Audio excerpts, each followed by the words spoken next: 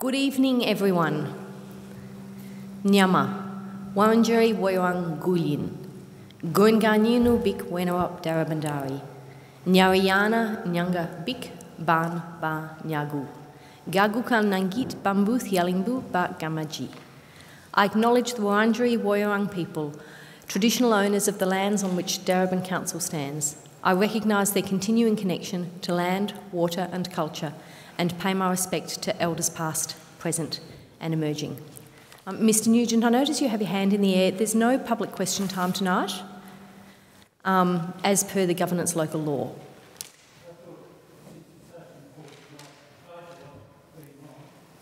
Mr Nugent, I'm sorry, this is the rules around the governance local law are quite clear.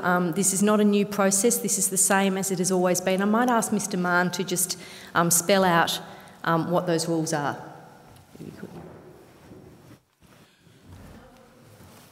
Through you, Madam Mayor, the meeting tonight is a special council meeting to place the council's draft budget on exhibition.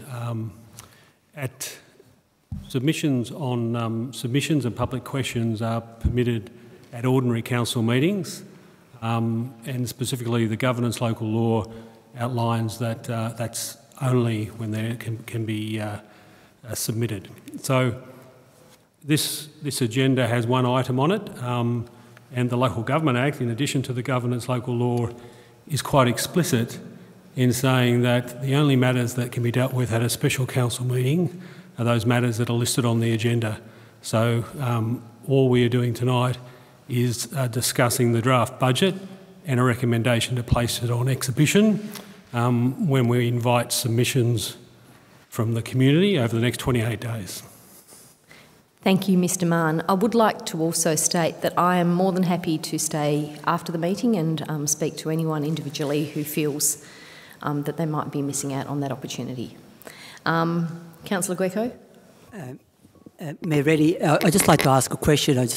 Just on the basis of what the officer just said, why was the meeting therefore called as a special meeting, and that then doesn't provide for questions and submissions to be presented here tonight?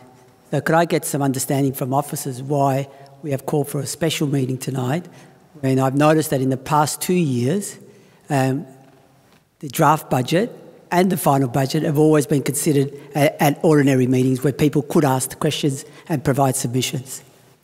Thank you for that question, Councillor Greco. Mr Mann. Through you, Mayor Rennie. It's my belief that the timing of this meeting, in terms of holding it on a special meeting, was primarily due to the adjusted timing to get the budget adopted, purely that reason. I would make the point, though, through you, Mayor Rennie, that we have received a number of questions today, I think at least a dozen or so that were received through the online system, and we've responded to all those people and advised them that those questions and submissions on the draft budget, we will consider those as submissions to the budget process and deal with them in that way. Thank you, Mr Mann. Councillor Greco. Mayor Reddy, look, just on the basis of what we've heard, and given that there are people here in the gallery wanting to ask questions and wanting to make submissions, I want to move a procedural motion that we defer this business item till we hear the questions and submissions from our members of the gallery. So I put that motion that we, a procedural motion that we defer till we give the members of the gallery an opportunity to ask their questions and make their submissions in relation to the draft budget. Thank you for And I'm seeking a seconder for that procedural motion. I believe that would need to have... I'll ask Mr Mann to just comment on that in relation to the governance local law. Sure, Mayor Rennie. We'd require a seconder for that motion, but the procedural motion would be the matter be deferred to another time later in the meeting. However, through you, Mayor, the reality is that the governance local law and the Act are quite clear, and that questions cannot be taken and dealt with at this meeting tonight. So, I'm happy to second the motion. Okay. Councillor Greco has put a procedural motion. All those in favour? Sorry, can we check the rules around this procedural motion, because they're different for each procedural motion? Thank you, Councillor Lasserve. Deferral of an item of business.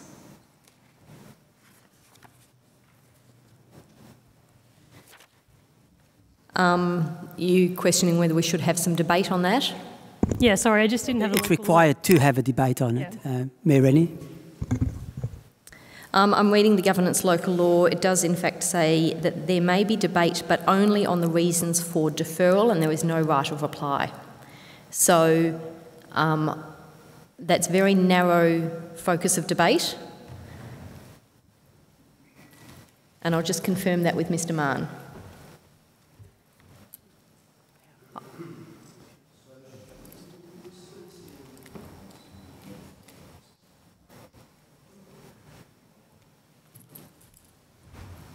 Through you, Mayor Rennie, deferral of this item of business requires a seconder. Yeah. Sorry, deferral of this item of business requires a seconder, and there can be debate, but it's limited to the reasons for the deferral, and there's no right of reply. And I think that's the situation with regard to the hearing of this matter.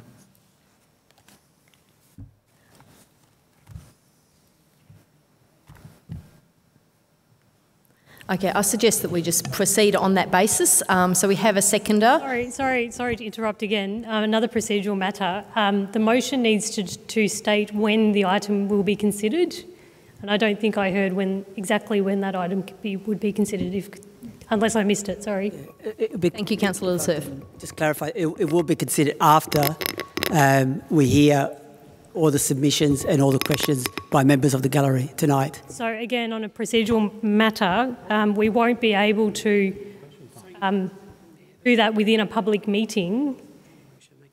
So is the proposal that we defer it to today and specify a time and close this meeting, and then not have, and then, like, I'm not sure what the... Thank you, Councillor Lasserve. I understand.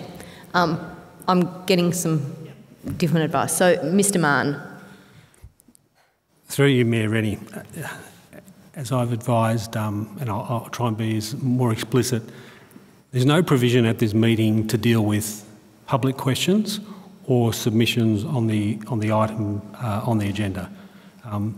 That's consistent with the local law and the Local Government Act. So that's point one. The procedural motion to defer this matter until a later time in the meeting, in the context of hearing submissions and questions, it's problematic because we can't hear questions and submissions. So your, I guess, judgment about accepting that deferral motion on those conditions, you know, on that reason, I think perhaps the appropriate thing is to hear the debate and make the decision. But the reality is we can't hear questions and submissions on this matter. So can I make sure that I understand correctly? We could vote to defer the item in front of us, but even if we defer it, we cannot hear questions and submissions. That's right. That's right. Okay. You could defer it to another time, another evening, and however, to defer it to later in the meeting to hear questions, we can't hear questions and submissions this evening. Thank you, Mr. Mann. On that, I would then modify my procedural motion that I seek a procedural motion, therefore, to adjourn the debate so that we can hear the questions and submissions before Council considers the proposed draft budget. If that helps, in order for us to at least hear the questions, hear the submissions, inform us before we actually debate the issue. Thank you, Councillor Greco. I appreciate what you're trying to do. I don't think adjourning or deferring are fundamentally different things. I'll just seek advice from Mr. Mann. I think our problem is that the rules in relation to a special council meeting prohibit submissions and questions, regardless of whether we adjourn or defer while we're in a meeting. So, Mr. Mann, can you confirm or clarify that? Through you, Madam Mayor, that's correct. At this meeting this evening, we cannot consider questions and submissions on the draft budget. Thank you, Mr. Mann. I would like to reassure members of the community that the purposes of putting a budget out on exhibition is quite explicitly to go and seek feedback on that budget. So the whole process that we're going through tonight is in order to put a draft budget before the community with the explicit expectation that community members will then ask questions, make submissions, that there will be a hearing of submissions process, which is a public process like this, which is the explicit time which has been created to actually get your feedback on the budget. So we're not in any way trying not to hear that feedback. We're saying there will be a process and a particular meeting to actually hear any concerns, thoughts or feedback that you have in relation to the budget. Councillor Greco, thank you. I appreciate what you were trying to do, but the advice that I've received is quite clear, so I suggest that we continue on. I would like to note that we have an apology from Councillor Tim Lawrence for tonight's meeting. Councillors, does anyone have a conflict of interest in relation to the agenda tonight? No, there are no conflicts of interest to note. I'd like to welcome everyone, and particularly those who have come out, members of the public, to watch the proceedings tonight. I know that in this time of COVID-19 that's a significant commitment to following the affairs and to actually participating or listening to the debate here. Before we begin, I would like to set out my expectations in regard to our behaviour and to remind councillors of our obligations under the Code of Conduct.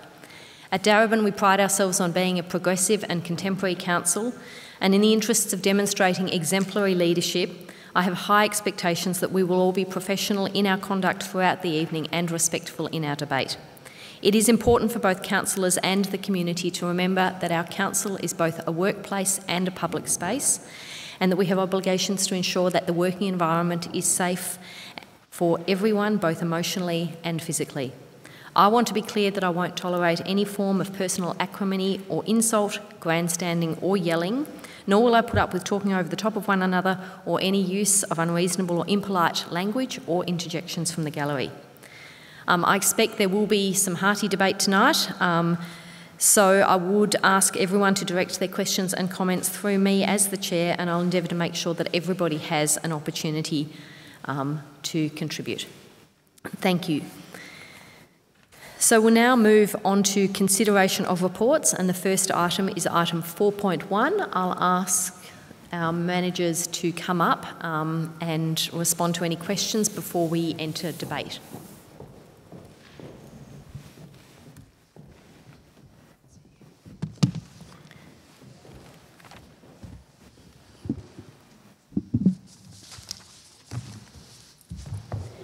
I'd also like to remind councillors in terms of how we operate tonight that once debate has begun, there are no further opportunities to ask questions.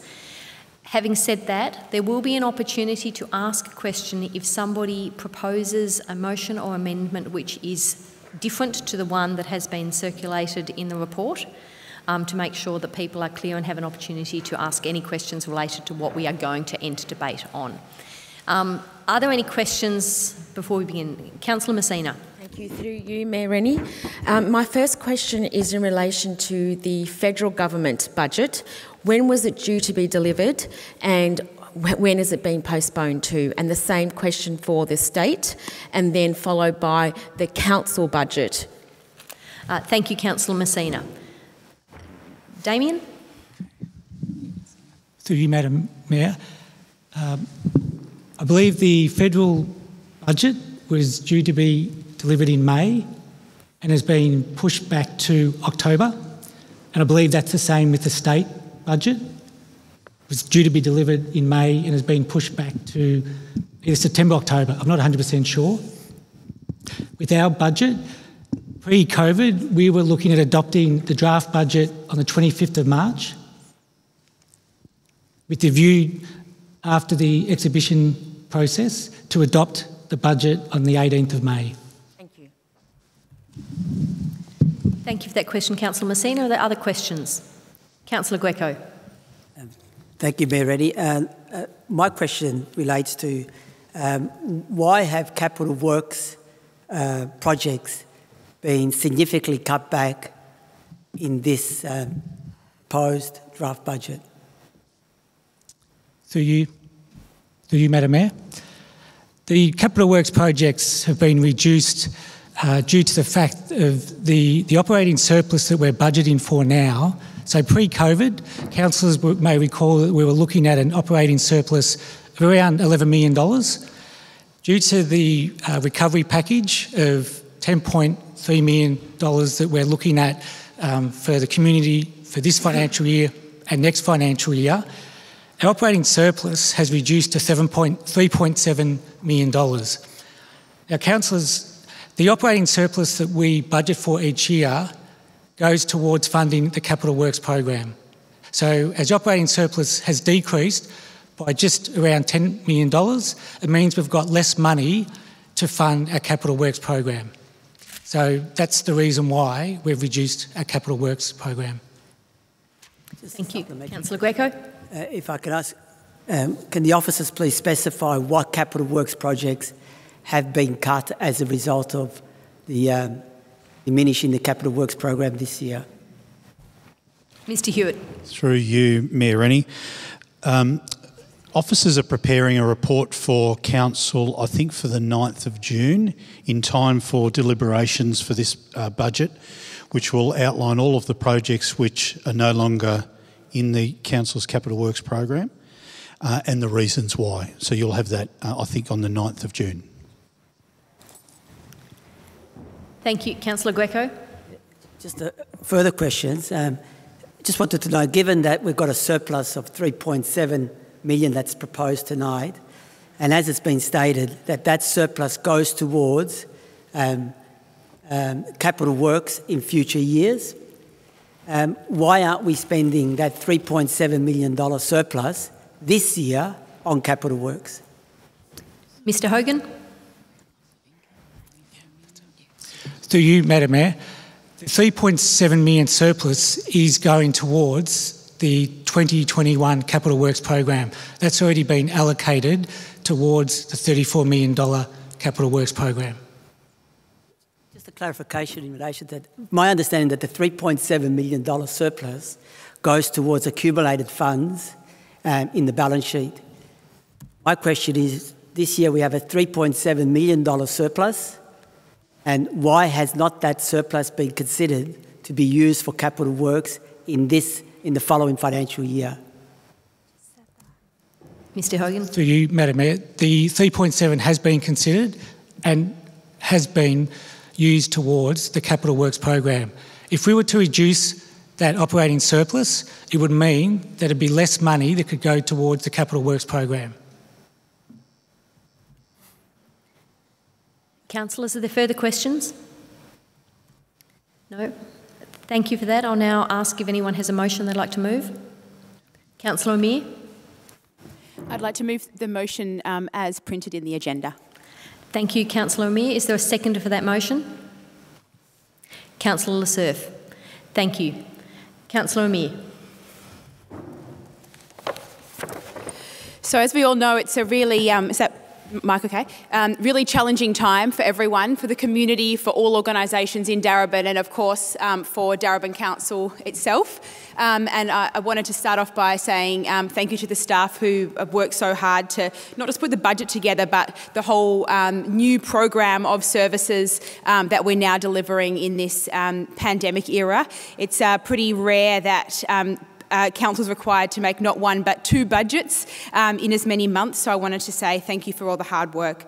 So in the last few months since the arrival of COVID-19, council has been working really hard, focusing on supporting people to have the basics, so doing thousands of meal deliveries, increasing our homelessness outreach programs, supporting people so that they have what they need for health, for mental health, to stay alive and stay connected connected as much as possible at the moment.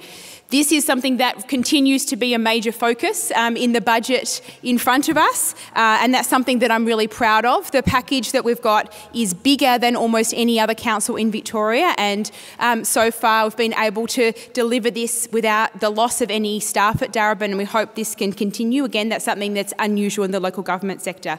We've also, in this budget, despite the challenges, are continuing on with our flagship programs and infrastructure, including the development of the Northcote Aquatic Centre, Reservoir Leisure Centre and Multi-Sport Stadium. We know this is really important to people who have been waiting for decades for these three projects to happen, that will continue. And I get many messages from residents and people in the community more broadly saying we need to keep infrastructure going, we need to continue to be having jobs and make things happen.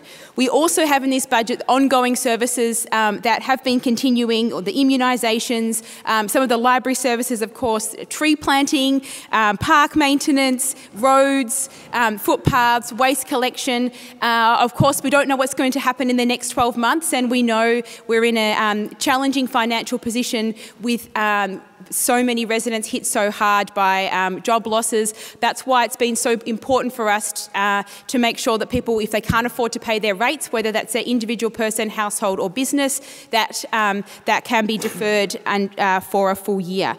What that means, however, is that we don't know what the next 12 months will bring. I am confident that what we've seen in the last couple of months is this organisation respond so quickly, so strongly, with people working so hard to make sure that residents continue to have the services they need to live a good life. And I feel confident that with this budget we can continue that. Thank you, Councillor Amir. Councillor Lassurf. Thank you, Mayor Rennie, and I concur with Councillor Amir's contribution to this debate. Putting together budgets is difficult at the best of times, and I think that we've all felt the impact of trying to balance the needs of our community with the income that we'll be receiving over the next year. And I really want to commend officers for the work that they have done in basically building budgets over and over again once they get new information in around what's expected. And as a council officer myself, I guess, I'm on the other side doing that as well, and it has a significant impact, I think, on the staff and thinking about the future program for their work over the next year. So I want to, I guess, especially thank them for their work on this. What I will say is that this is about balancing many things, as most budgets are. We don't know how many people out there who will be in a position to pay their rates throughout the next year and who will be taking up our hardship policy. And I think the officers have done a good job at trying to forecast this. And as a result, this has flow-on impacts on what we can actually do in terms of expenditure, in terms of capital works, in terms of delivering projects that we would have liked to have delivered. I think that there is also, obviously, as Councillor Amir said, a really extensive package to support our community directly during the hardship that they may be experiencing through different additional emergency relief services, support to business. This needs to be balanced with actually being able to stimulate local jobs in our local economy through a capital works program. And I am pleased to see that we have retained some of our big projects that will actually result in a number of local jobs on the ground, giving people work here in our community. I am also, I guess, disappointed in having to give up some of the things that we would have liked to have seen, but hopefully these things can be picked up in future years. Thank you, Councillor Lassurf. Councillor Greco. I'd like to move an amendment. Certainly, I believe you've circulated that. It's the first amendment. Okay, thank you. We'll get that up on the screen.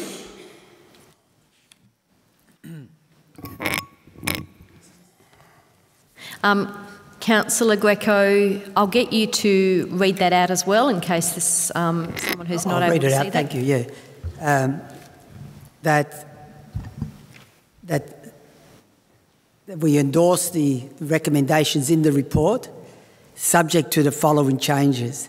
That Council does not increase rates by 2%.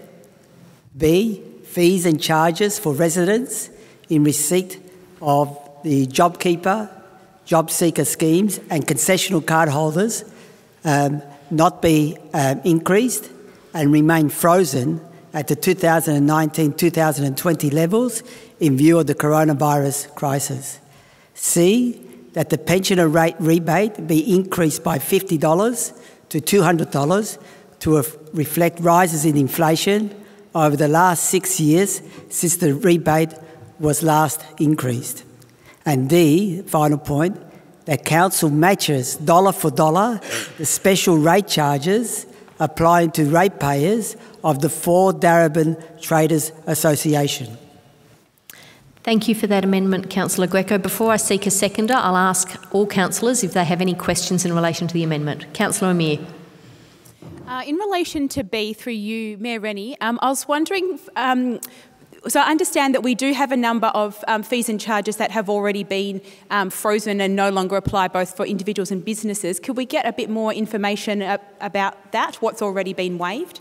Thank you, Councillor Amir. Mr Hogan. Through you, Madam Rennie. With the waiving that we're looking at over the next 12 months, there's a saving of just over $1 million in waiving of fees for traders, fees that they pay for sporting facilities, that leases, ground rental. I'm just looking at there's another one there.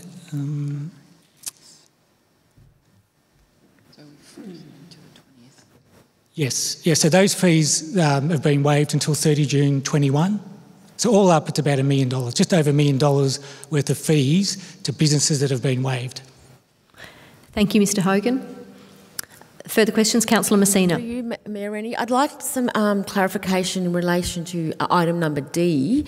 Have we not passed an earlier notice of motion at a previous council in terms of the 4 trader, or 2 trader associations at least? Can I have some clarity of what we actually have approved in the chamber prior to this evening? Thank you, Councillor Messina. Mr Hogan.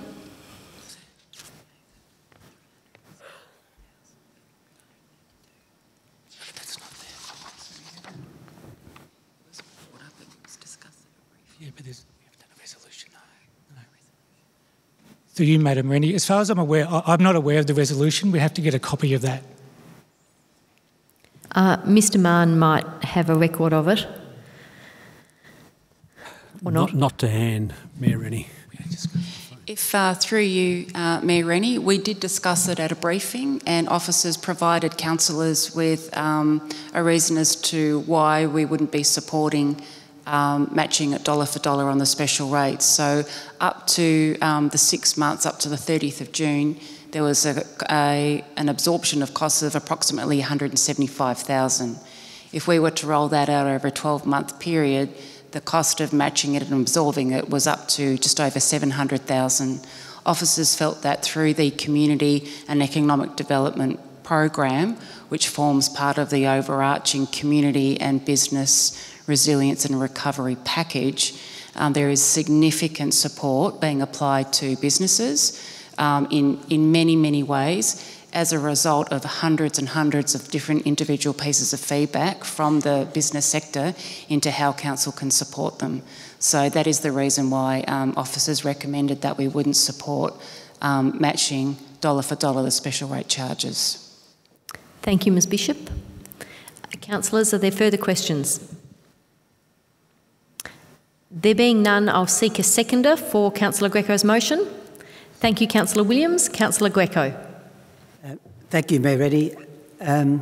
Look, I'm putting forward this amendment to the recommendation is that, councillors, it's really, we're living in extraordinary times.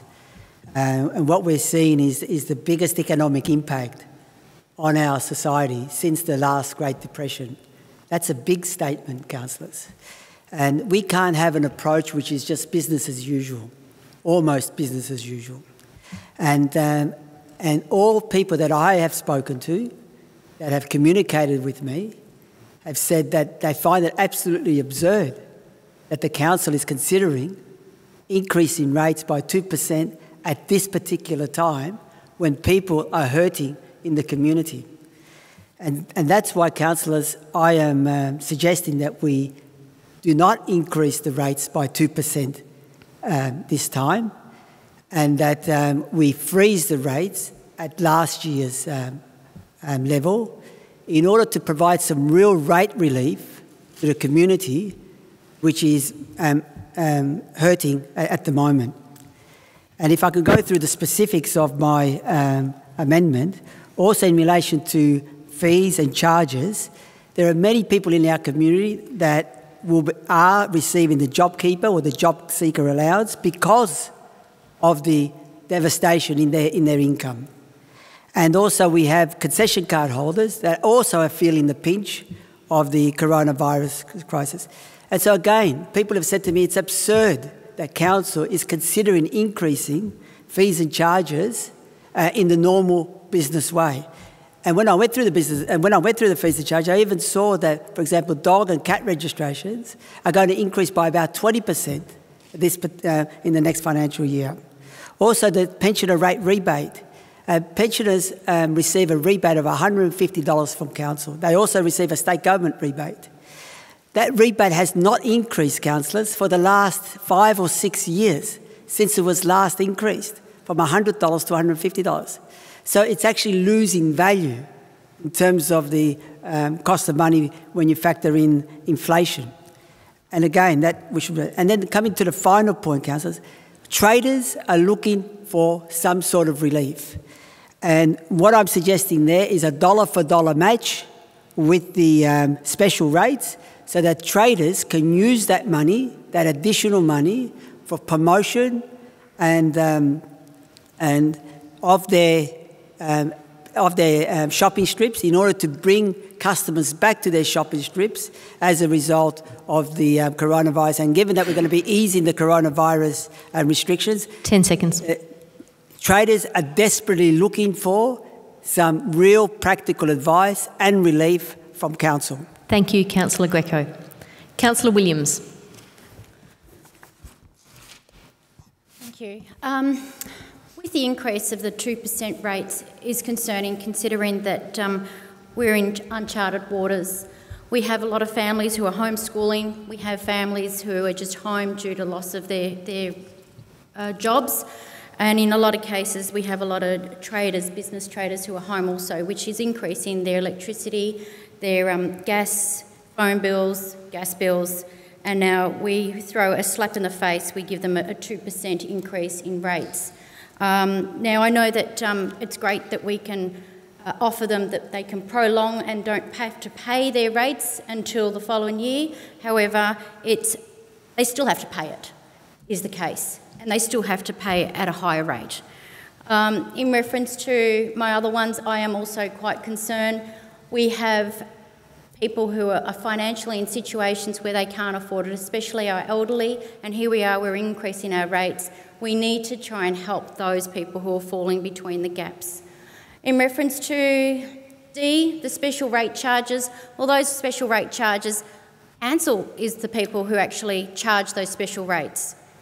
Yes, it's Council's obligation that we actually have to have an obligation that we have to apply those special rates, and we have to get money for them, but we also can do a dollar for dollar where we actually can match those rates. So I know that we can't scrap them completely, but we can match them with the special rates. We are the ones charging them. We should be the ones to be actually honouring it. I do not know what other offers are in place in reference to special charges and whether they will be honoured by state or federal relief packages. I doubt that at all. So in Gaetano's amendment, I definitely I give the ticks towards his amendment tonight. Thank you, Councillor Williams. There's some further speakers. Councillor Messina. Thank you. Through you, Mayor Rennie. There's so much I could say, and I'm very limited time. We have to deliver a budget with small amount of space where there's been much more flexibility with the federal and state. Under normal circumstances and under low unemployment and sound economic, an increase in rates can be discussed and tolerated. In this economic climate, I have to support Councillor Gaetano Greco's motion and say that we should not be passing on the 2% interest increase on our rates for our rate residents. This is not a normal time.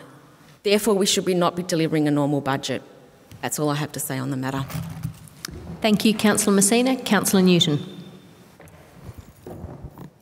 Thank you, Mayor Rennie. I'd like to speak against this amendment. So it's often the case that there's a lot in here that would be lovely to do, but what we've got is we've got a situation where we have to really carefully balance this budget to make sure that we can continue to provide all the services that we need to, as well as provide a generous COVID recovery package that looks after our most vulnerable.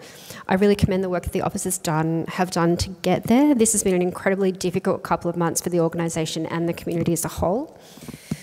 And what we have in this amendment is we have a pretty regular rate rise of 2%. This is CPI, it's mandated by the state government. We can't go any further than that. I do think it's reasonable. And I just want to make it really clear that if we're talking about something like not increasing rates, then we're talking about cutting services. And I can't fathom that. I'd also like to foreshadow that I have an alternative motion or an amendment that's been circulated.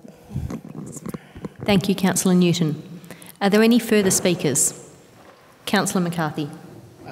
Thank you, Mayor.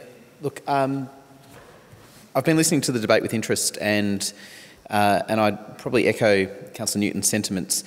What concerns me with the proposed amendment here is that it leads to the very likely situation of council staff having to be stood down because there are unfunded cuts and unfunded income components. So council staff having to be stood down, which has not been the case or the pattern, in fact, in Darebin. We've gone through the deployment model or the redeployment model.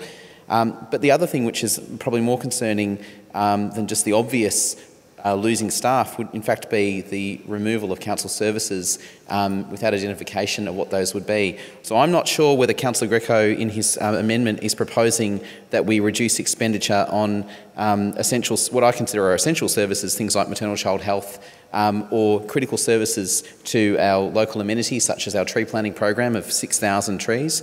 It's not clear at all where those cuts would come from. And I'm really concerned when we have proposed either reductions in income or proposed additional expenditure that has no component attached to it as to what would be cut.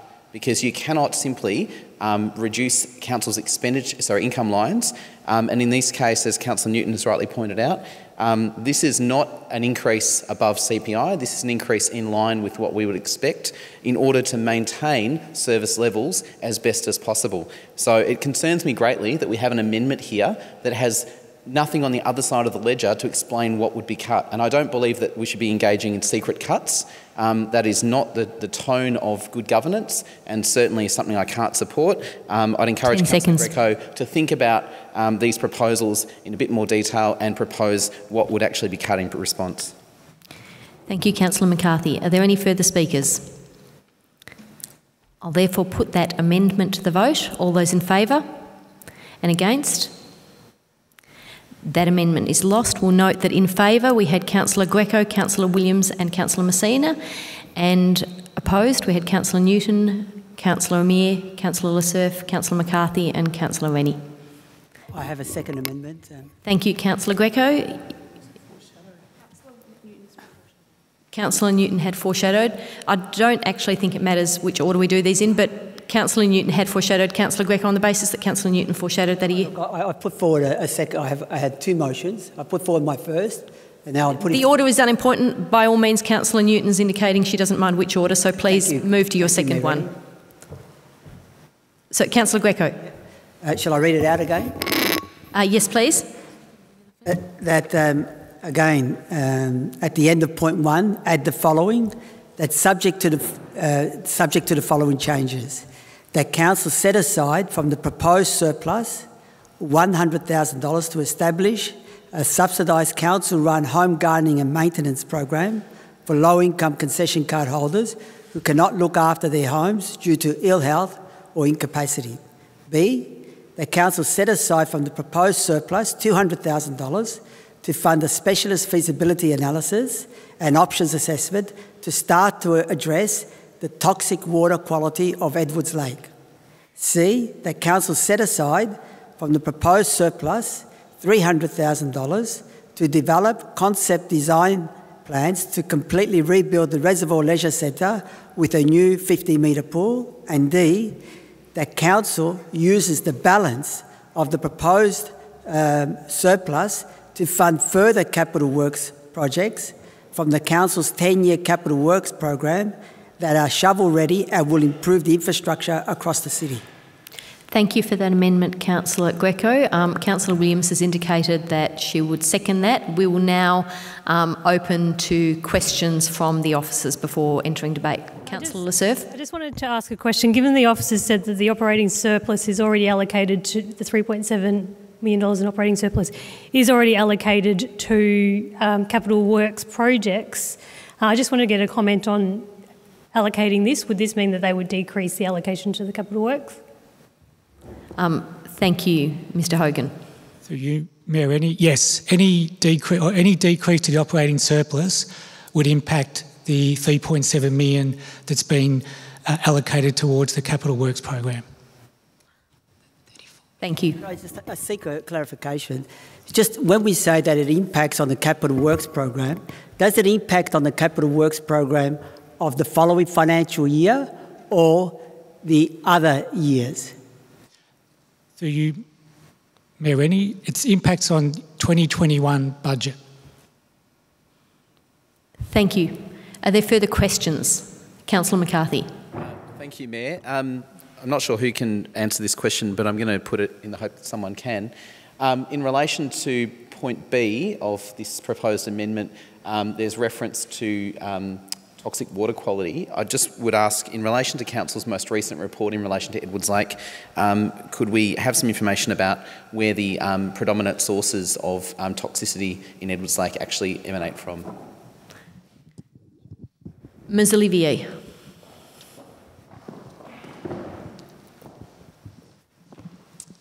Through you, Mayor Rennie. So there's been a recent report to Council early April, I think, that goes into detail. Certainly that's found that the water quality is not at a level that you could swim or boat in it. And also it's a lake inside a park that creates benefit for community who use the park. The water quality in that area comes from essentially the wider urban catchment. There's quite a lot of industrial land, and so that the water comes into a stormwater treatment wetland before it then enters the lake.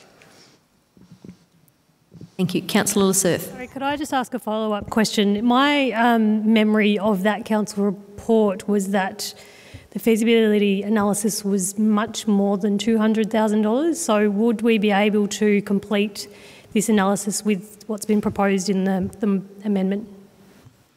Thank you, Ms Olivier. Through you, Mayor Rennie, our estimate for that work at the time was $280,000.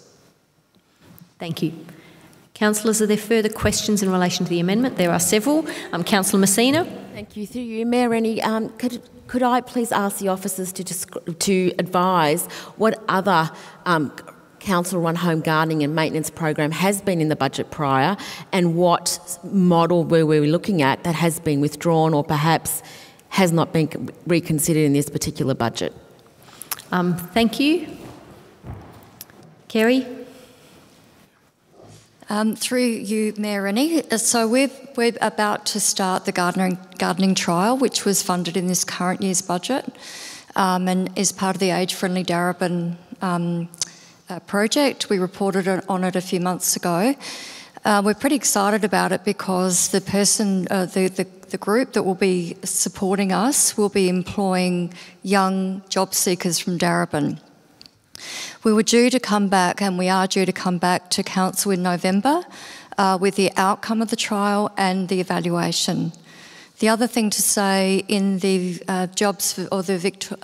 Working for Victoria submission that we briefed councillors about earlier, There may be some opportunities in there, but that may or may not eventuate. But certainly on the books right now, we're about to start this trial.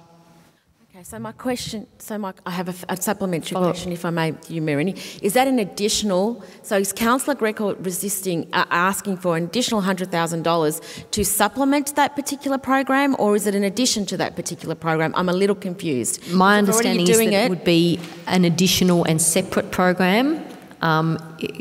Ms McGrath, is that how you've read that? That's how I've interpreted that, yes. Thank you. Thank you. Councillor Amir? Thank you. In the budget that was put before us tonight, one of the key points was around maintaining a viable and sustainable cash position. So I was wondering, with this financial impact of $3 million, therefore committed in this way, whether that would impact on, I suppose, financial viability. Thank you for that question, Councillor Amir. Mr Hogan? Through you, Mayor Rennie. Yes, if there's any change to the way that the budget has been presented this evening, it would have a financial cash impact on the council, on the financial sustainability in the short term and medium term. As I mentioned earlier, due to the changes due to COVID-19, the budget that's presented at the moment has changed significantly from what it was. But in the environment that we're in, it is fiscally responsible with what we're presenting this evening. So any changes that we do make would reduce our cash flow. And we know with the projections over the next 12 months, because of the financial hardship policy with regards to allowing the ratepayers to defer their rates, there could potentially be a significant impact to our cash, which at the moment is unknown. So any further changes to what we're presenting this evening will have an impact on that cash position. Thank you. Thank you. Ms Bishop? May I also add to that is that if councillors could factor into their thinking that through the hardship policy and the fact that we are only one of 3 councils in metropolitan Melbourne that have applied the deferral of rates to the 30th of June next year, that is now causing significant pressure on our cash receipts. So that's cash in to the tune of $94 million. So what we're trying to do is ensure that we manage, when we don't have a crystal ball, we've done modelling to try to ascertain what does the cash flow look like from now until the end of June next year, bearing in mind that we don't know how the cash is going to come into the organisation. We still have outgoings that we need to, and other obligations such as salaries and wages. We also have construction contracts and obligations there that we need to be able to meet our financial obligations to. So we've been extremely diligent. We have taken this extremely seriously. There are a lot of responsibilities upon council. We have demonstrated the utmost of agility in responding to community and business needs to satisfy where we possibly can the demands and expectations of our ratepayers and our community at large. It has been a significant challenge. Thank you for the ongoing briefings that we've been having around this issue of COVID-19. We do not know, we can see the restrictions are starting to lift very, very slowly. So I think our officer is more than giving us information, he's actually advocating a particular position. So can I ask that you address that, please? Councillor Greco, thank you. Councillor Greco has raised that he thinks you've gone beyond answering the question. I'm inclined to agree with Councillor Greco, so Ms Bishop, I'll ask that you stop there. Thank you. Are there further questions? Councillor Lassurf. I just wanted to ask about point D. Again, it goes to the proposed surplus, and I'm assuming Councillor Greco assumes it hasn't been allocated to anything. In effect, hasn't the proposed surplus already been allocated according to the 10-year capital works program? Thank you, Councillor Lassurf. Mr Hogan. Through you, Mayor Rennie. Yes, the $3.7 million has been allocated towards the 2021 capital budget. Thank you. Councillor Greco. Can I just ask a question? Given these items are not substantial items, and given that we have no borrowings, and I understand I don't even think we have even an overdraft, and I stand to be corrected on that, could these expenditures be accommodated? How could these expenses be accommodated in any other way? Thank you for that question, Councillor Greco. Mr Hogan. Through you, Mayor Rennie. Some of the options would be, and I've mentioned it previously, is that you would need to reduce the capital works by $600,000 as proposed in the motion. That's the first lever that I would suggest, that you would be able to fund this. Again, we are only forecasting a small surplus of $3.7 million, which is already committed. So other than reducing the capital works, that's where I would suggest that you could move to fund these costs. Thank you. Councillor Messina.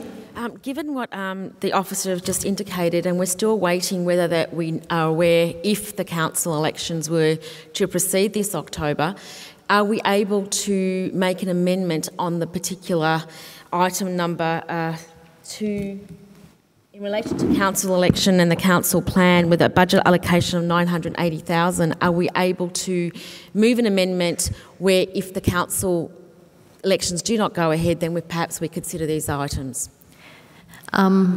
Thank you, Councillor Messina. I think I understand that you're trying to see if we could find money if that was to happen. I might ask Mr Hogan to respond to that. Sorry, can I just raise a procedural matter? I think that Councillor Messina wants to amend an amendment, which is not possible, and she wants to put forward an amendment herself, and we need to deal with this amendment first. Mine was the question first of all, then I would raise an amendment. Okay, thank you. Mr Hogan, I don't know if you're able to comment on that. Through you, Mayor Rennie, just a general question. So the purpose of tonight is to adopt the draft budget. We would then go out for exhibition. So between endorsing the draft budget this evening and the proposal is to adopt the draft budget on the 15th of July. So between now and then, for example, if we do hear that the election have been postponed, then the option is there that that would allow some additional funds. I'm satisfied with that answer. Yeah. So we do have a 6-week, 7-week period between this evening and adopting the draft budget. Thank you. Thank you, Mr Hogan. Right, adopting the budget. Thank you. Are there further questions? No, we'll now move into the debate on that motion. Councillor Greco, over to you. Thank you, Mayor Reddy. Look, councillors, I'm putting forward these suggestions because I want to remind councillors that we do have a budget surplus. And every time I come to a budget meeting of council, I'm always told that that's the surplus, that's all we can do, we can't make any more alterations. It's like as if we've been locked into a straitjacket. I don't think that that's the case. I think that there is room in the budget to accommodate some of these items, and I think that given that this council has no borrowings whatsoever in terms of overdraft, I think it's very low, or whether we even have an overdraft, and I think that these additional items could easily be accommodated within our existing budget. And I'm sure that our officers will be able to accommodate these figures and apply them to our budget. So I'm not convinced, councillors, that our budget cannot accommodate these items. These items are important because these items talk about the long-awaited home gardening program. Yes, we have one we're going to go receive a report in November, and we don't even know how that's actually going to eventuate.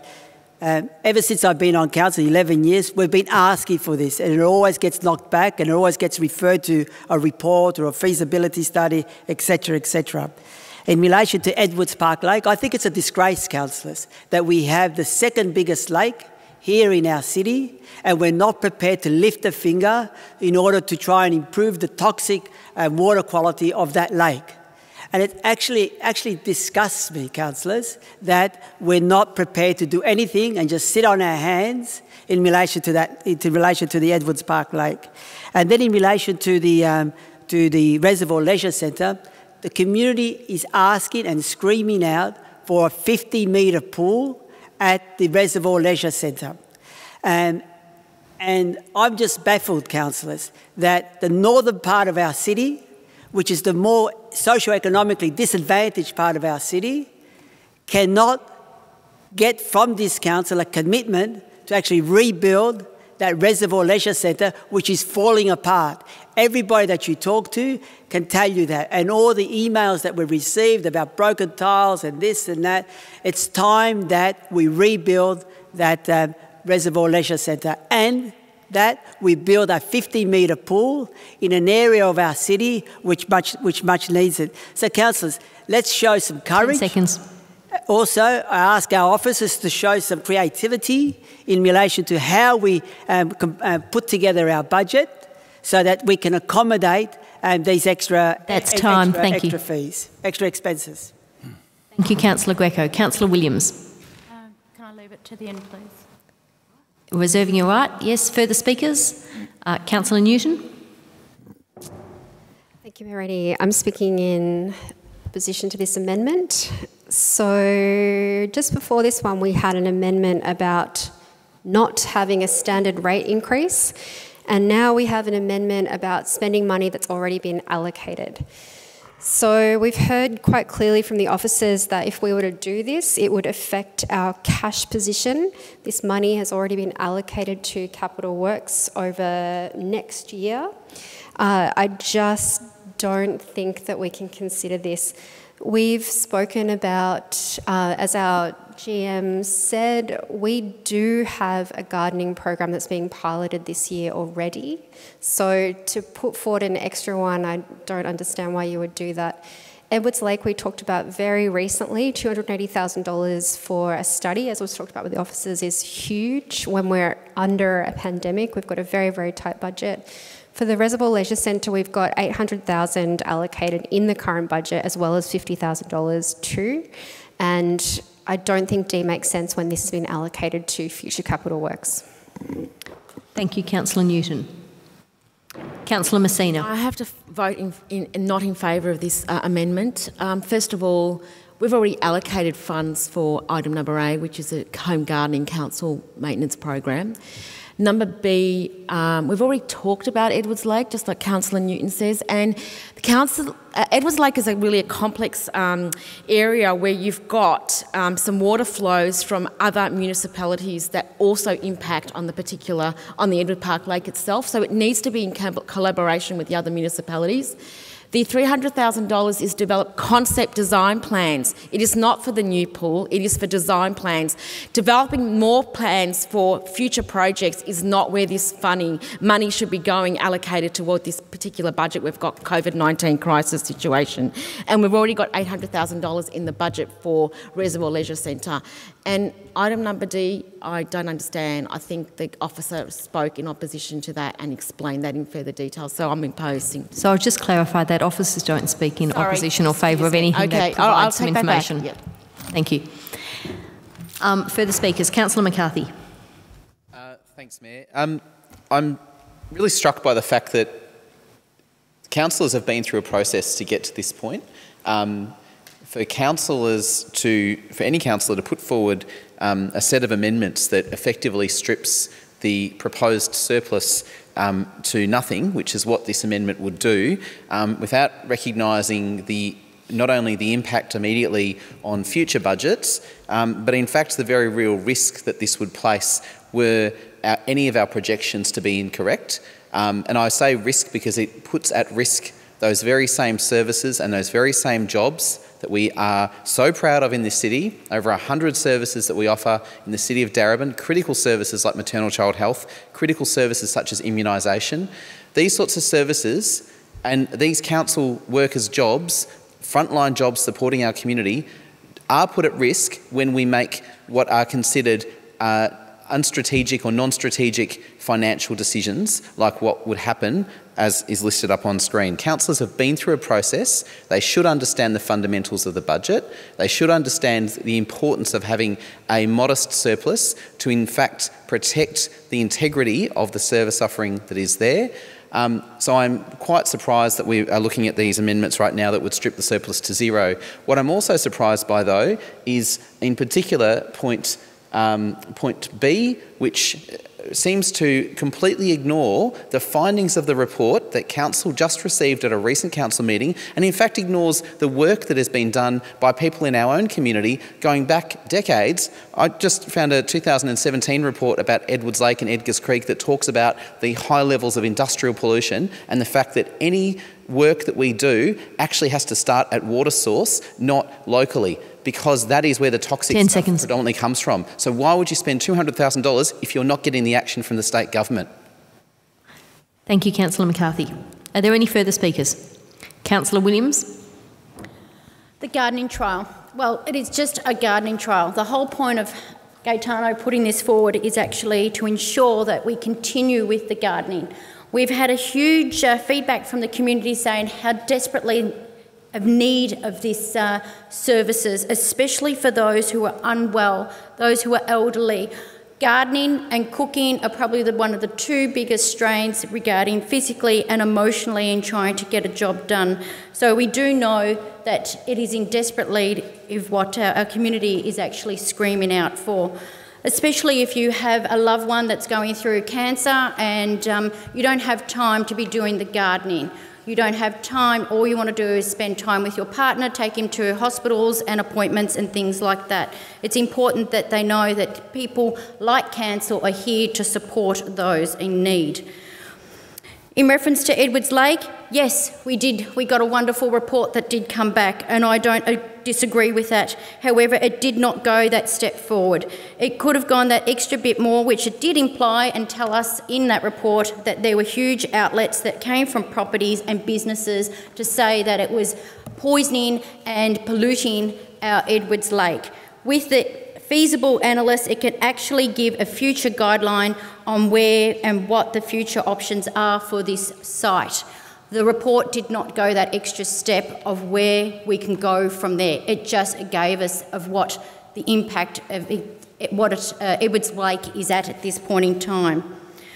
I won't go on about the Reservoir Leisure Centre because I've also have an amendment regarding that will be coming up. And due to the cutback of capital works, yes, we're having over, $10 million worth of capital works.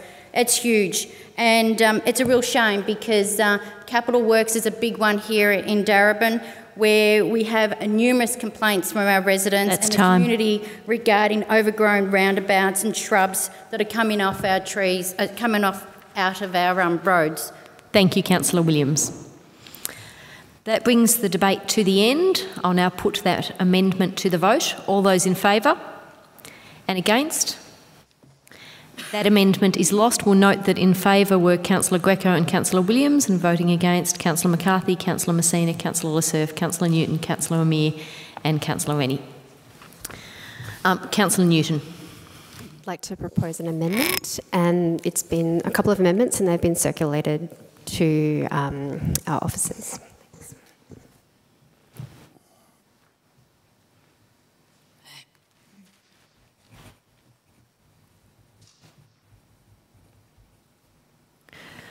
Thank you, Councillor Newton. I'll get you to read that amendment out.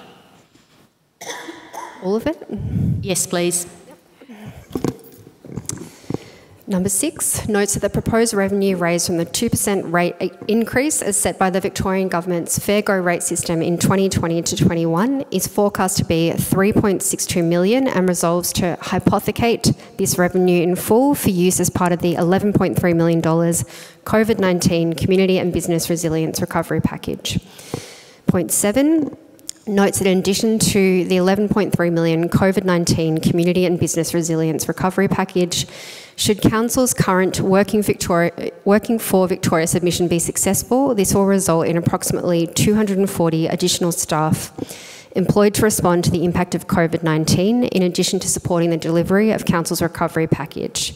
Point 8 notes that the estimated in-kind contribution for the Working for Victoria program is $50,000. This will include management and coordination of staff, occupational health and safety, quality assurance, communication and reporting requirements associated with this program. Point 9 notes the 2021 annual budget report to be tabled at the special council meeting on 15th of July 2020. Will include an update on the adjusted total financial commitment of the COVID-19 Community and Business Resilience Recovery Package. This will also include council's in-kind contribution.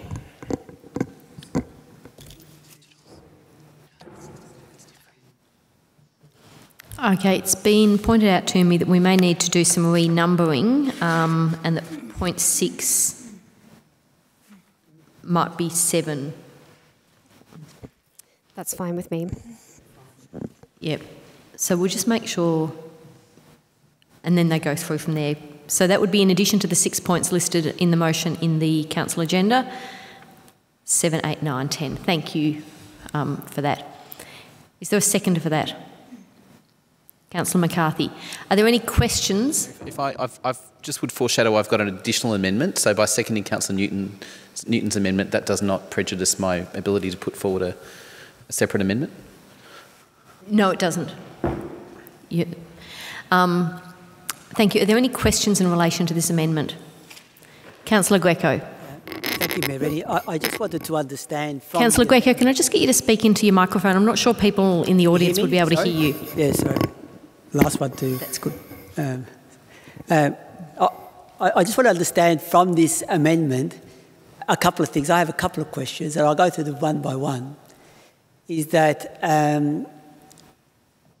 point number 7 talks about the revenue raised, the 2% rate increase. If that was to be used for the recovery package, what will be the consequence of that on our capital works budget, following the logic of what we heard before? Thank you, Councillor Greco. Mr Hogan. Through you, Mayor Rennie. The proposal is that we would quarantine that $3.62 million from that 2% revenue, and it would be used if the $11.3 million that we've allocated towards the recovery package, if we are spending more than that, and the indications are that we are going to spend more than that. So, as I said, what we're proposing is that we would quarantine that money and use it if needed. Ms Wilkinson had something to add. Actually quite different to that, and I hope to get a specific answer this time, is that if the money was to be used as part of the package, what is the consequence of that in relation to other expenditure in regards to the budget? Thank you, Councillor Greco. I think Ms Wilkinson may understand what you're looking for. Through you, Mayor Rennie, thank you for the question, Councillor Greco.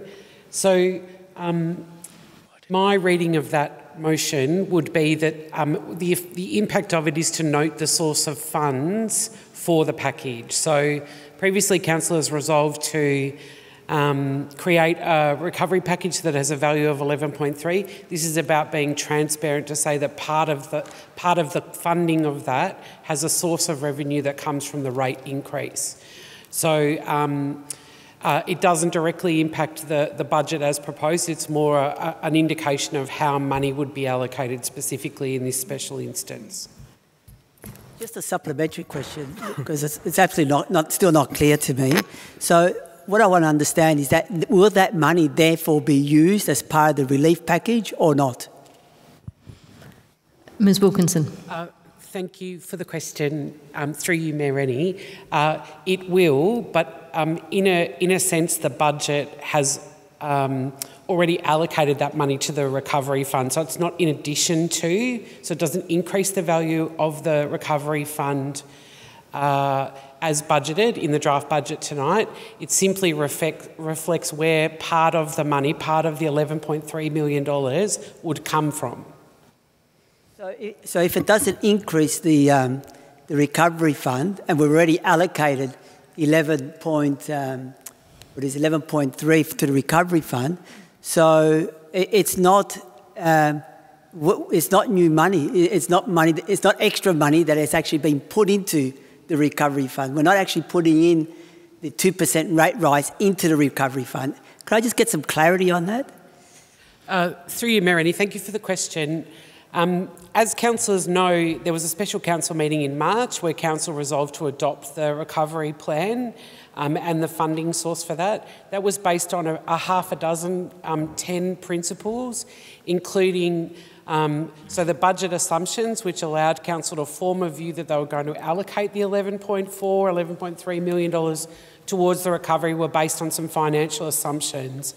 They included an increase to rates by the rate set by the Fair Go for Rates system and the state government. So all this does is reaffirm, so the budget has been built, the draft budget presented tonight for councillors' consideration has been built based on a number of factors, including based on a 2% rate rise. So, and that simply reflects that I suspect the intent, and you'd have to check with the councillor who proposed it. I've lost track who that was, thank you. But I suspect the intent of that is to let the community know that there's a direct relationship between the increase in the rates and the COVID-19 package. So it could have been, for example, that council funded, and it's been, as you know, the package has been funded through multiple sources, through cuts in the capital program, through increased in income as a result of the rates as proposed. It could have been funded, for example, through cuts to salaries or cuts or increases in other fees and charges. What this does is just, I think it is intended just to make it transparent to the community how that would be used. Thank you. Councillor Messina. I'm happy to second the motion. I acknowledge that there is no money that actually is affected. Sorry, we're getting into the debate. Budget. I think I did have a seconder, which was, Councillor McCarthy. So thank you, Councillor Messina. We had a seconder. Are there any further questions in relation to the amendment? Councillor Messina. Now I can ask my question. Basically, what this is commentary. There's actually no financial implication on this particular budget. It is basically an allocation of funds and where we are wanting the funds. You're debating. Are you asking a question? No, I'm asking the question. Yes, it's commentary. Okay. Mr Hogan. Through you, Mayor Rennie, that is correct. Thank you. Thank you. Further questions? I just had a question, and I know that this is... I'm going to ask it anyway. In point 8, it refers to the Working for Victoria submission resulting in 240 additional staff employed. I guess I just have a question about whether we can make any assurances or try as hard as we can that those people employed are living in Darebin.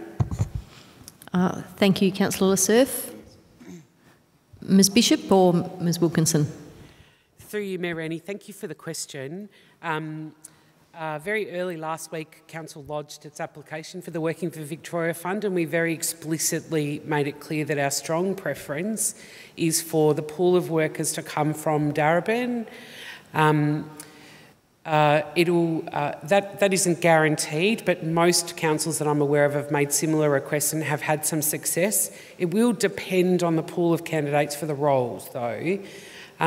We've gone further than that. We've also asked that preference be given to community members from Darebin that come from disadvantaged and diverse backgrounds, women and people with disabilities, cold backgrounds, for example. Thank you for the question, Councillor Lassurf, and the answer, Ms Wilkinson. Are there further questions in relation to the amendment? Councillor Greco. Yeah, I just want to refer back to point number 7. So the budget surplus of 3.62 actually takes into account the $11.3 million resilience recovery package. My understanding that the 3.62 surplus incorporates within that the $11.3 million thing. If that is the case, isn't this just a clever accounting mechanism? Sorry, I think you're coming quite close to entering debate. Mr Hogan? Through you, Mayor Rennie. Yes, that is correct. The $3.6 million is included in the $11.3 recovery package. Thank you. Councillors, are there further questions? Councillor Greco. Well, another further question is that in relation to point number 10, where it will come back to a special council meeting on the 15th of July, again, will that mean that residents will not be able to make submissions or ask questions at the final meeting when the budget is actually considered for endorsement? Thank you for that question, Councillor Greco. Mr Mann, I'll refer that to you. Through you, Mayor, that special council meeting, the summons for that meeting hasn't been produced, but it's certainly conceivable that, well, I'll say two things. This process of advertising the budget, in fact, invites submissions. So we are going to have a hearing of submissions committee. Damien will know the exact date, but that's going to occur at the end of the 28-day period. So there'll be an opportunity for the community to come along to that meeting, ask questions, and we will actually hear submissions from those people. That's the process. We will then move to a special council meeting to adopt the budget. That's point one. In terms of the summons for that special council meeting, the items to be listed on that agenda, it's certainly conceivable that we could list on we certainly could list on that agenda a provision, but it's contrary to the process we're following. We're following a process where we're under Section 223 of the Act. We're calling for submissions. We're giving people an opportunity to come along and talk in support of their submissions. We're going to hear them. We're going to consider those submissions, and we're going to make a decision. So that's the process. I think that's the best answer I can give you.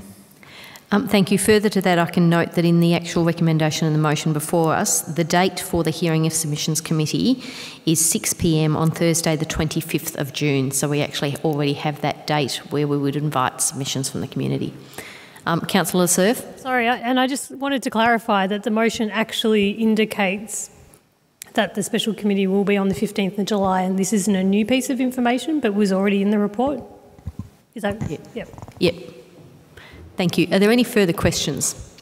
Councillor Greco. Just some more clarity in relation to the submission process is that I understand that the submission process, and I've been involved in quite a few of them, is that where residents make submissions, it's not an opportunity for them to actually ask questions and engage with council. They just purely make submissions. So how would that work when... So, Councillor Greco, I'm going to stop you because we're in a process of questions on the amendment. It's related to that point, to point number 10. Well, point number 10 doesn't refer to the special, the hearing of submissions. Yeah, but the answer that I got back was in relation to hearing of submissions, and I'm just trying to clarify that because that was introduced as part of the answer to my question, and now I'm trying to seek some clarification of what hearing of submissions actually... on that basis, I'll... I mean, I want to raise a point of order. This is tiresome, and I feel like we're going over old ground, which is a point in the local law that I can find if you want me to. I feel like we've kind of explored this whole hearing, allowing people to make submissions. And there's a process that we've followed every year, and Councillor Greco has been here for 12 years. Councillor Surf, you're debating, you've made a point of order. I think your point of order is that the question is repetitive. I think Councillor Greco felt that he had a follow-up question in relation to something he'd heard. On that basis, I will allow it, but then ask that we cease this type of questioning because I think it is tending in that direction. So, Councillor Greco, I'll just allow Mr Mann to try and answer the final question that you had. Yes, through you, Mayor Rennie, and I will ask, I'll need clarification from Mr Hogan, but in the submissions that we receive on the budget, if people ask specific questions, we will respond to those. We will respond to those both in the report that goes to Council and when people come along at the hearing of submissions committee and ask those questions, we will listen to those and they'll be able to ask those questions. But I'll just clarify with Mr Hogan and Ms Bishop. Through you, Mayor Rennie. Yes, basically I agree with what you're saying, that at the hearing of the submissions, the submitters have the opportunity to speak on their submission and the councillors can hear those submissions. But my understanding is they can't ask questions, they hear them, and then the councillors will have a meeting after the submissions to assess those submissions. Okay, Ms Wilkinson. Through you, Mayor Rennie, if I could just add, it's my experience at this council that at the hearing of submissions meeting, The councillors do, with the permission of the chair, and have at times, there have been opportunities for councillors to ask submitters for further information to elaborate on their submissions for points of clarity. But it's important to note that the hearing of submissions is not to form, councillors can't form a view, as you know. It's simply to seek to understand. So it has tended to be a relatively open forum, but the intent is to make submissions and then very simply seek points of clarification. Thank you. We'll move on. Are there any questions on other matters relating to this amendment? Okay, we'll move into debate on the amendment. Councillor Newton.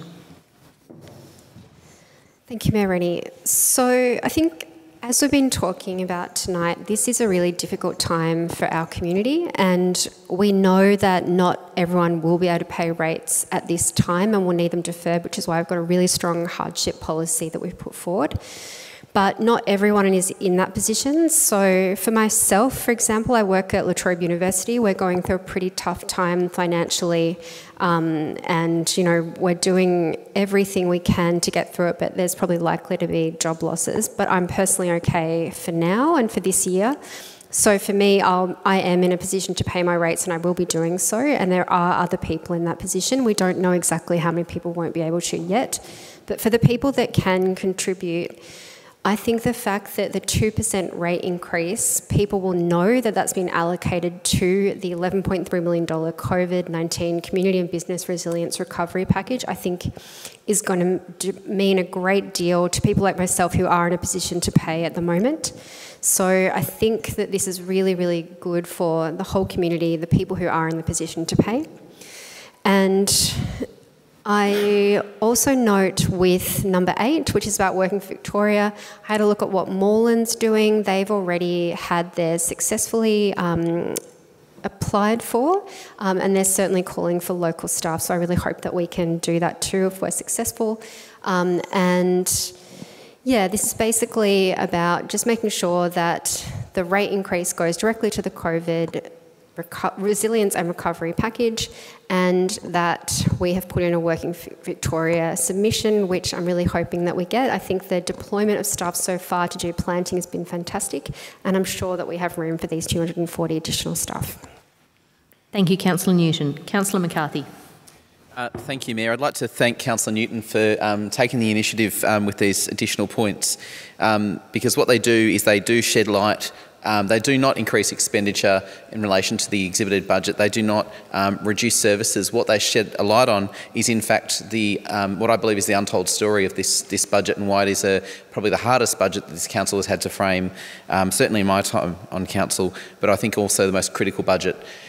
What we have here, and Councillor Newton has pointed that out, and I think it's critical that we're transparent about this, is that this budget is defiantly pro-community, it's pro-local business, it's pro-local worker, and it's pro-grassroots action, because what it is, it's about delivering on the promise that this council made in its council plan, and it made to its community after consultation, which was to say that we will do those things that are important, that are significant, that are focused on local action, that are bold. And the strength and size of the recovery package is bold. It's the largest of any kind of any council, as far as I know. But alongside that, and this is where the regional point that Councillor Newton has referred to in relation to the Working for Victoria scheme is absolutely critical, is that the last figure I've heard is something like 1,000 people who've become unemployed is the sort of impact that councils in the north are trying to solve. And Darebin is critical to that, with the figure there of 240 people, hopefully predominantly Darebin residents, people that have been, through no fault of their own, lost work, lost income. I know people in my own school who have literally lost both incomes in a household, and going through a terrible time. So we have a huge challenge. We have a budget that responds to that, and I think this is worth saying. Thank you, Councillor McCarthy. Are there any further speakers? Councillor Greco. Mayor, I'll be speaking against this amendment. Look, I'll just say from the outset, and I'll be quite frank about this, I think it's a Clayton's amendment. And why I say I think it's a Clayton's amendment, because let's think about what is being said here. It's saying that we're going to help residents that have been affected by the coronavirus. Some people have been heavily affected. Some traders have been heavily affected. We're saying we're going to increase your rates, and then we're going to help you at the same time. So that's what I mean, that it's a Clayton's amendment, because it's not actually providing any real rate relief to shopkeepers, traders, and people who, as a result of the coronavirus, have actually been affected in terms of losing their jobs, etc. Instead, what we'll be doing is imposing on them a rate increase. Whilst a lot of people's and shopkeepers and businesses' revenue has gone down, council's revenue is going up. I don't fathom that. I don't know how we can further unpack that.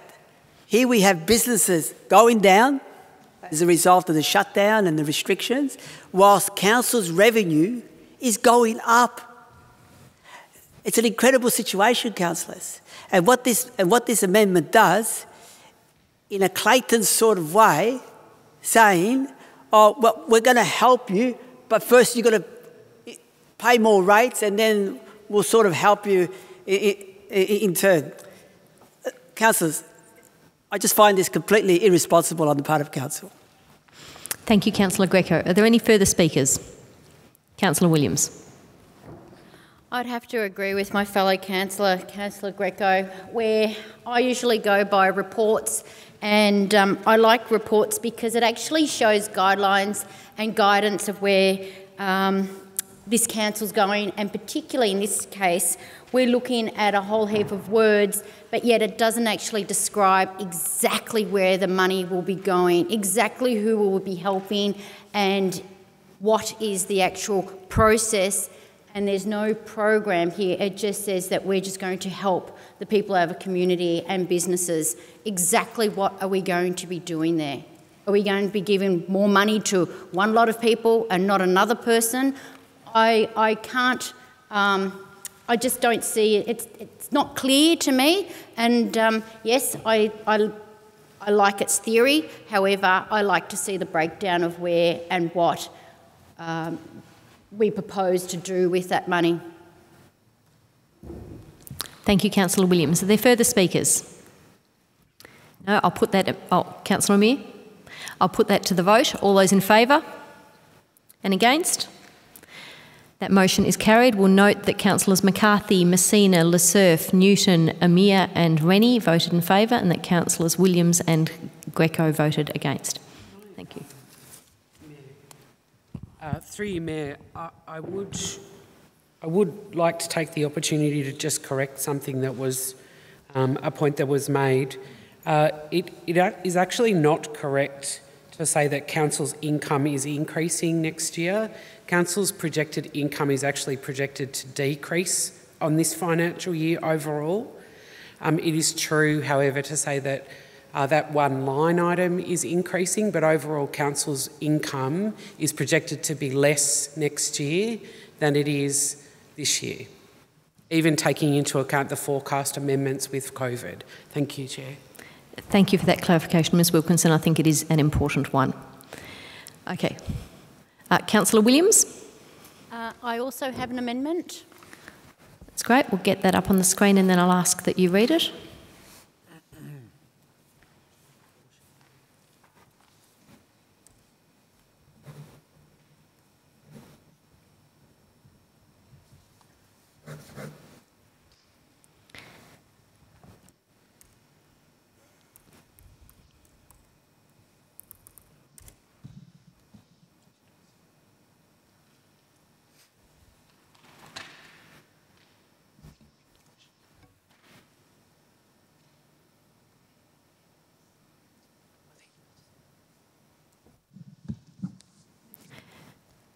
Okay, Councillor Williams, could you read your proposed amendment?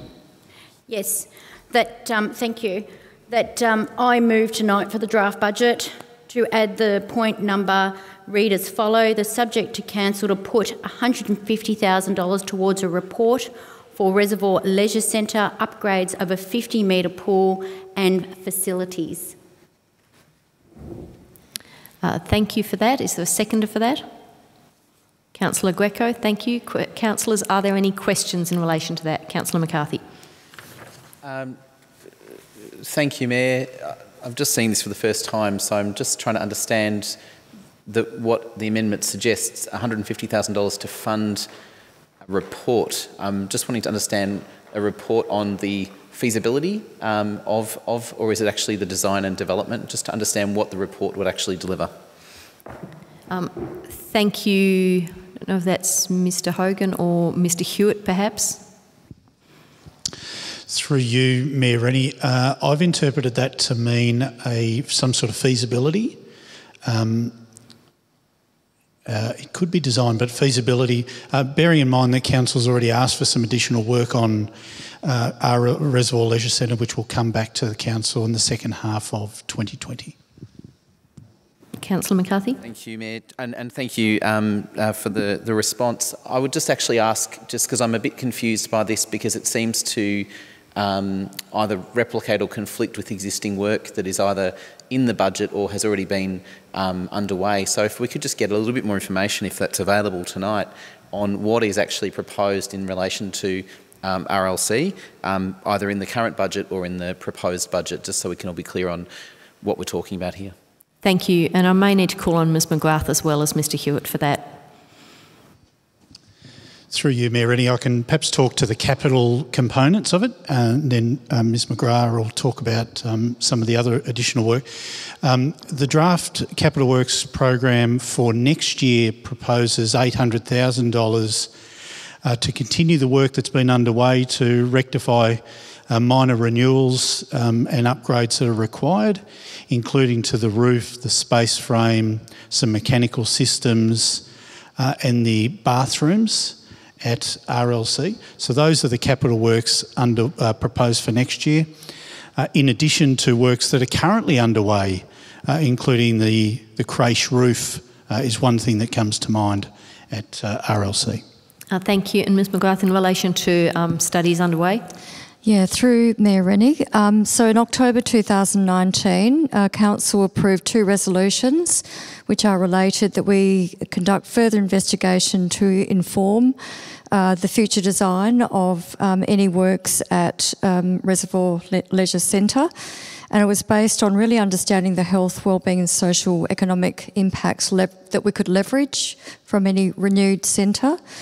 The second part was a comprehensive report with how the redevelopment of the Reservoir Leisure Centre could address the social disadvantage of the northern end of the city. And that's what we're actually progressing. We're due to come back to Council with the findings of that work in September. Thank you. Thank you. A question, Councillor Greco? Just seeking further clarification, just from the answer that I just heard, there's no reference in that response in regards to a 50-metre pool. So could I just get some understanding in regards to that? Thank you for the question, Councillor Greco. Ms McGrath or Mr Hewitt, I don't know if you're able to answer that in relation to the planning and reports that are underway. Through you, Mayor Rennie. Quite a lot of work has previously been done to present some options to the Council about some potentials for Reservoir Leisure Centre's development. They were paused in late 2019 after Council sought the additional work, which would then help inform perhaps a future proposal. So those things are all in the mix. Any number of different elements could be included in any future redevelopment of Reservoir Leisure Centre, but we're on pause as we seek to do the additional work that the Council asked for. Thank you, Mr Hewitt. Councillor McCarthy and then Councillor Greco. Sorry, Councillor Greco's question and Mr Hewitt's response just raised a question for me here, which is that is it possible that the piece of work that's being undertaken, which I do recall, I believe was Councillor Lawrence or Councillor Greco's, there were 2 resolutions at the time, proposals, could the work that's currently underway identify potential future needs such as a 50-metre pool or other facilities that would in fact respond to the social and community wellbeing outcomes that are now being aligned with RLC? Yes, again through Mayor Rennie, I believe that it will give us a good read on what facilities are required as a result of that study, and really guide, what it could look like. And then we'd need to go through the next stage would be further consultation, detailed design, like we have with other major redevelopments. And just to be clear, that report's coming to Council in September, is that? That may depend on caretaker members. Councillor Greco. Again, Mayor Rennie, I just note that in the response that was given, there's no specific reference in regards to the feasibility study of a 50-metre pool. So can we get some clarity in relation to that? Does the study that's being conducted actually refer to a 50-metre pool? Thank you, Councillor. Again, my apologies for not being clear, Councillor. So through yourself, Mayor Rennie, I've got the resolution in front of me and I can read it again if you like. There is no reference to specifically a 50-metre pool in the two resolutions moved and seconded by Councillor Lawrence and seconded Councillor Greco in the first instance and then swapped for the second resolution. So that's what we're working off of now. We're actioning those two resolutions. Thank you. Is there a further question? No, we'll move into debate on this amendment then. Can I ask a question? I feel like we've had this debate in a previous amendment, and is this, I guess, contrary to the part of the local law, which I can find, in that this is a similar motion that we shouldn't be considering again? Thank you for that point of order, I suppose, Councillor Lassurf. I believe that I'm actually going to say I think this is sufficiently different that we can debate it. So we will debate the amendment put forward by Councillor Williams and seconded by Councillor Greco. Councillor Williams. I'm happy to reserve my rights to speak. As the mover, you can't. Oh, I can't? Okay, cool. Sorry, thank you. Local schools in the area like Preston, Reservoir, Regent, even Thomastown and Kingsbury all need a 50-metre pool. The schools have swimming lessons, swimming carnivals, house carnivals and inter-school carnivals as well. There's schools that come out from Mernda that come into swimming places and pools, but yet they're restricted in the amount of pools and where they can go and the length of the pools that they have to swim in. The change areas and access to these pools, the saunas, are out of date. And on many occasions, these are not working. All the pools are overcrowded, and with some people wanting to use a hydro pool and internal pools are overcrowded. As opposed to the outside pool, there are only a couple of times only a couple of times a month during the year that those pools are actually available over the summer period. Making the Reservoir Leisure Centre is underutilised in so many areas and so many ways that in many times it's overcrowded in a lot of areas and other times there's no crowd at all. There is no balance and there is no harmony. Thank you, Councillor Williams. Councillor Greco. I reserve my right to speak. Thank you. Are there further speakers? Councillor McCarthy. Thanks, Mayor, and thank you to Councillor Williams for providing some background to this.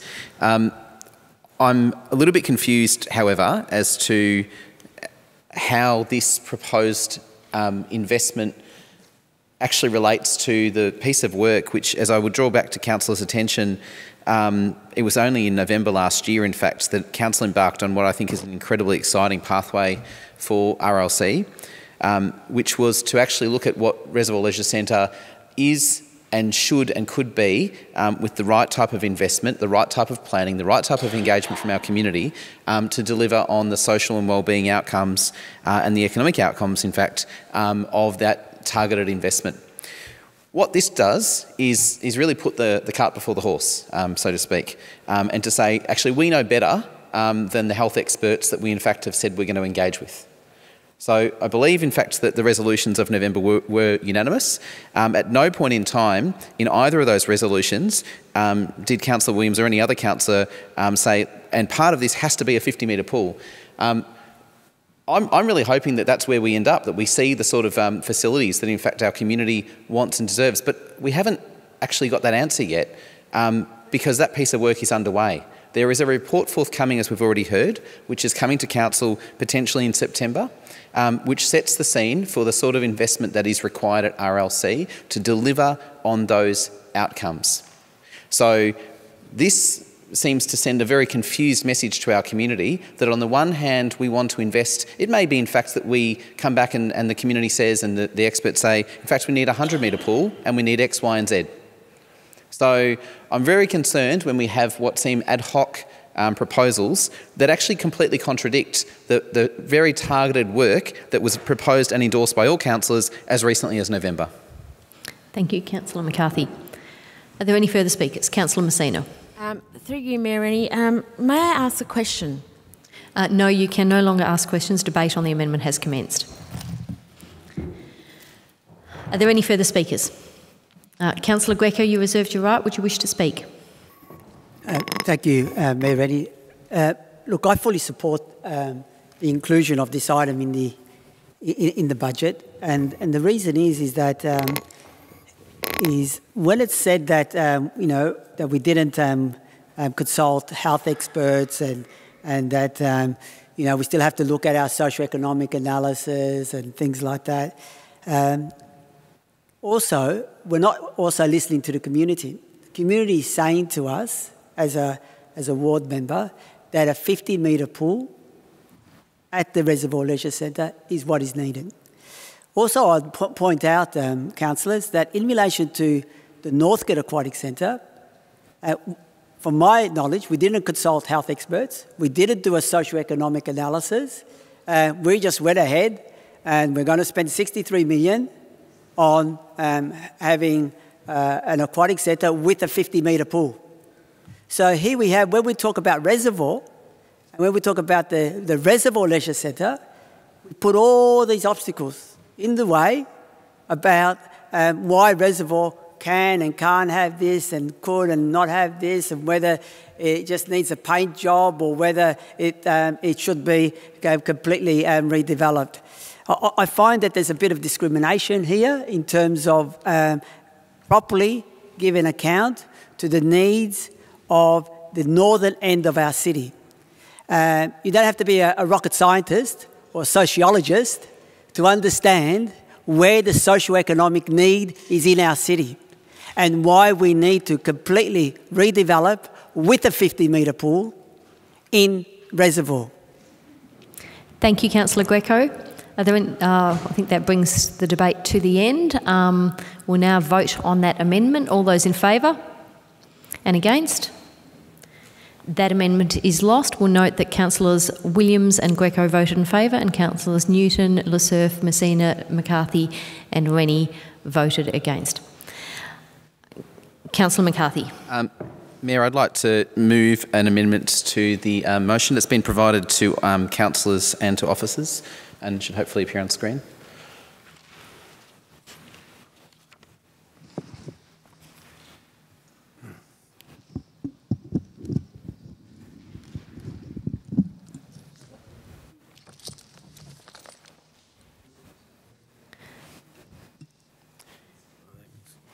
So, Councillor McCarthy. It's point 2. So, if you could read out point 2, which would be an addition. Thank you, Mayor. So, point 2. Sorry, I'll just clarify. We've got 6. There's something wrong because the addition should result in 7 points. So, I just want to find out which one's disappeared.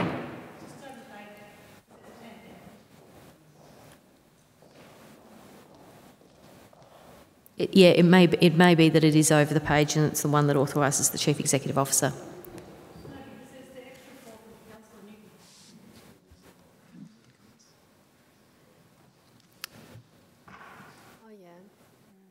We'll just clarify. I think what we're clear on is that we're talking about the addition of a point. That's correct. So there's only one extra point? So the only, can I be clear, I'll ask Councillor McCarthy to read out the point that he is wishing to have included as an additional point, noting that it, in what's in front of people, has been added to points existing. So Councillor McCarthy, if you could slowly read it out, and noting it's point 2. Point 2, thank you, Mayor. Point 2 notes that the draft budget includes running the Solar Saver program, including the special charge stream focused on supporting low-income households to the value of $1 million ex-GST in brackets. The draft budget also includes the Solar Saver bulk buy stream, which will be offered to both the broader community and all households and businesses currently on the Solar Saver program waiting list to support them to install solar PV. Thank you for that proposed amendment, Councillor McCarthy. Is there a seconder for that? Councillor Amir. Mayor, could I just appoint? Could we just have that amendment on the screen? Just okay. I might ask just so that it's larger. If we could delete everything other than point 2. Thank you, Councillor Greco. That's actually what we've had for all the other amendments. Could I, pardon me, through you, Mayor Rennie, if I could just clarify to councillors, the alternate motion up there doesn't reflect the amendments that have already been voted on and accepted, and so I agree with Councillor Greco that it would perhaps be clearer to just see the amendment as proposed. Otherwise, there's a risk that it implies that the other matters are up for debate. So we'll just, if you could just please just bear with us, councillors, we'll be there in a second. Is it possible to go ahead with my amendment? I think it's the Hang on, same I think issue, we've got... Councillor. Okay, so there is the additional point that Councillor McCarthy is proposing through this amendment to put in. Is there a seconder for that? I have a question. We'll seek a seconder to make sure it is actually accepted as an amendment and doesn't lapse. I may second it. Sorry, was that someone over there? Councillor Amir had seconded it. Councillor Amir indicated seconding, but She can't. Okay. I have a question. I may second it, but I have a question before I second the motion. Okay, on that basis, you moved the initial. So on that basis, Councillor Messina, let's just have the question. We're proposing the additional of $1 million. What will be actually coming out of the budget to balance the books? I'll get clarification, but I think that's actually in the budget already. Mr Hogan. Through you, Mayor Rennie, yes, that's included in the budget at the moment. Okay. So, Councillor Messina, would you care to second the amendment? Yes, I will, because it's an explanation as to why. Thank you. And apologies, Councillor Newton. I mistakenly thought you'd moved something. So, okay. So we now have an amendment in front of us. Councillor Greco, do you have a question? If I may. Yep. Now that I can see the item talks about noting. Does this is this amendment superfluous in terms of actually making any changes to the budget? Councillor Greco, thank you. I'll refer that to Mr Hogan. Through you, Mayor Rennie, no, there's no change to the budget. Thank you. My follow-up question is that what is the value of having this amendment if it doesn't result in any changes? I'm not going to actually refer that to the council officers because I think that it actually asks them to enter into a debate, and that question, Councillor Greco, which may be a very valid question, is one to actually explore through debate. Are there any questions in relation to the content of the amendment or the... Okay. Councillor McCarthy. Thank you, Mayor, and hopefully I'll be able to answer Councillor Greco's question because it's a good question and it's an important question. What this note seeks to do is make very, very clear that Council's original commitment with Solar Savers has always been a program that supports those most vulnerable, the low-income households in our community who, for a whole range of regulatory reasons and individual reasons, are cut off from access to installing solar on their roofs and potentially are at risk of rising energy costs. As one of the co-architects, note Councillor Greco being part of that process of the original Solar Savers program some time ago, our original intention was to make this a program that supported those low-income households. I've been a staunch advocate of the expansion of Solar Saver. We've in fact seen Solar Saver become the most successful rooftop installation program of any local government in the country, and in fact the largest such thing as well. What we've also experienced is the incredible demand for Solar Saver over the last few years in this term of council, as part of our commitment to double the amount of solar in the city, and of course to seek to facilitate the installation of solar on 4,000 buildings. What we've also seen is that we've had to make some very important decisions about the prioritisation of low-income households to actually put them at the front of the queue so that we make sure that the original intent of the program delivers on that promise. But what we've also sought to do at every stage is, where we can, is actually to incorporate other households and also in more recently businesses to be able to become part of the scheme. The reality of the Solar Saver scheme is that it requires a significant amount of cash flow in order for it to accommodate the significant numbers that we have reached in the past. And we've had installations in the order of 1,000 a year. The figure that's proposed here is in fact what has been identified as the likely low-income household component. And so what this does, this motion, is seeks to make very clear that for the remaining households, and there may be, and I don't have the number in front of me, but we may be in the hundreds at the moment of people on the waiting list for Solar Saver, that we actually want to have a mechanism, and in fact there is a mechanism in the budget papers that makes very clear that we will work with those people through a bulk buy model, a Solar Saver bulk buy model, where the installers and the equipment and the actual entire process is made simple, just as Solar Savers is, but supporting those people through a bulk buy model rather than the rates-based model. We're putting the rates-based model forward, prioritising low-income households, and we're allowing a bulk buy model to allow everyone else to get on board, to get through that waiting list, and to make sure that every household in Darebin, regardless of income, can have solar on their roof, can actually have a defence against the rising energy costs that have been imposed through regulatory regimes of both sides of politics. And so this is a really important response, and it's delivering on our promise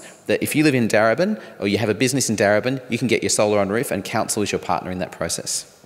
Thank you, Councillor McCarthy. Councillor Messina. What can I say further to that? I just want to note that this is additional comments. It is a guide and directions that also complements Councillor Newton's initial notice of motion to say this is what we are doing. It is the why, the how and the when that we are delivering, and our message to the community. So I think it's very cleverly done. Thank you. Thank you, Councillor Messina. Are there any further speakers to this amendment? Councillor Greco. Mayor, look, I will support the amendment because I've been a strong advocate of the Solar Savers program.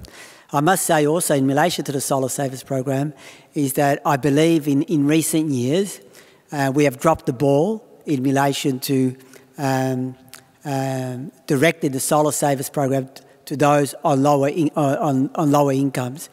And the last statistic that I've seen from reports, that I think not more than 30% of the Solar Saver participants are our targeted low-income community, which therefore means that the ones that are actually making use of the Solar Saver program almost go contrary to the original intention, and that was to, one, is to reduce the amount of carbon that is in our community or in society, and secondly, to assist those lower income people to deal with their energy expenses.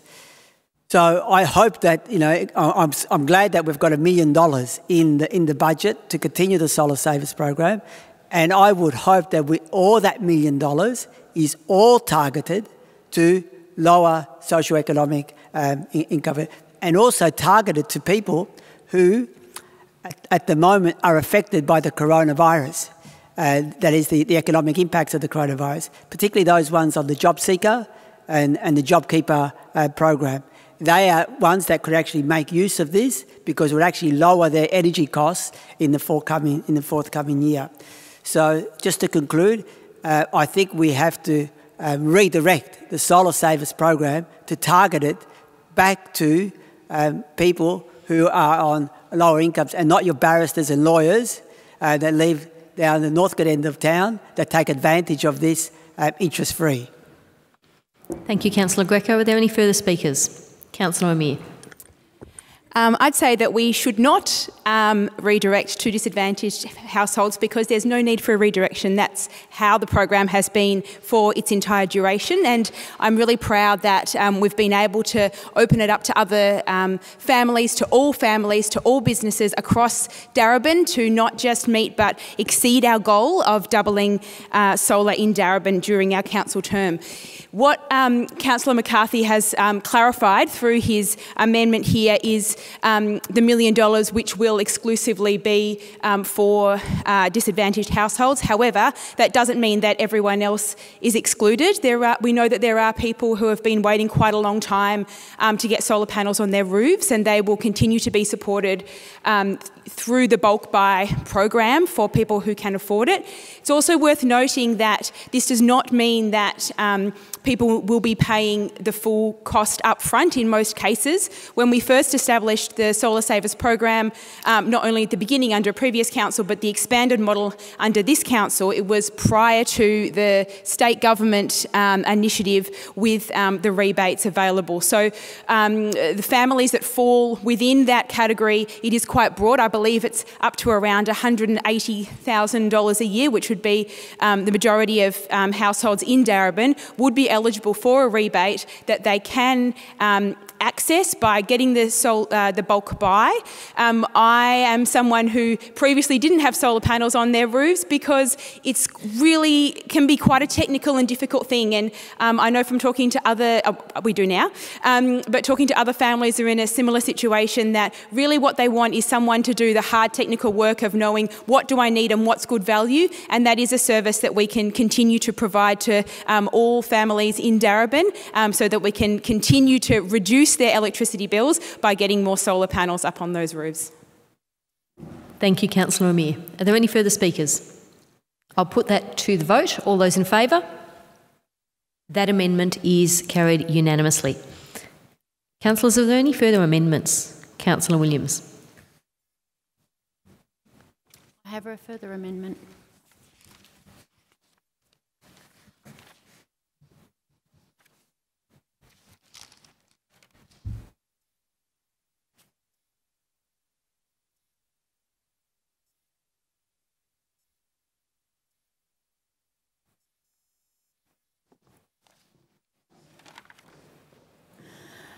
My further amendment was in regards to also the Solar Savers. So, not debating it, just read it out. And it's to ask for council to put in the $3 million towards the Solar Savers program into the budget.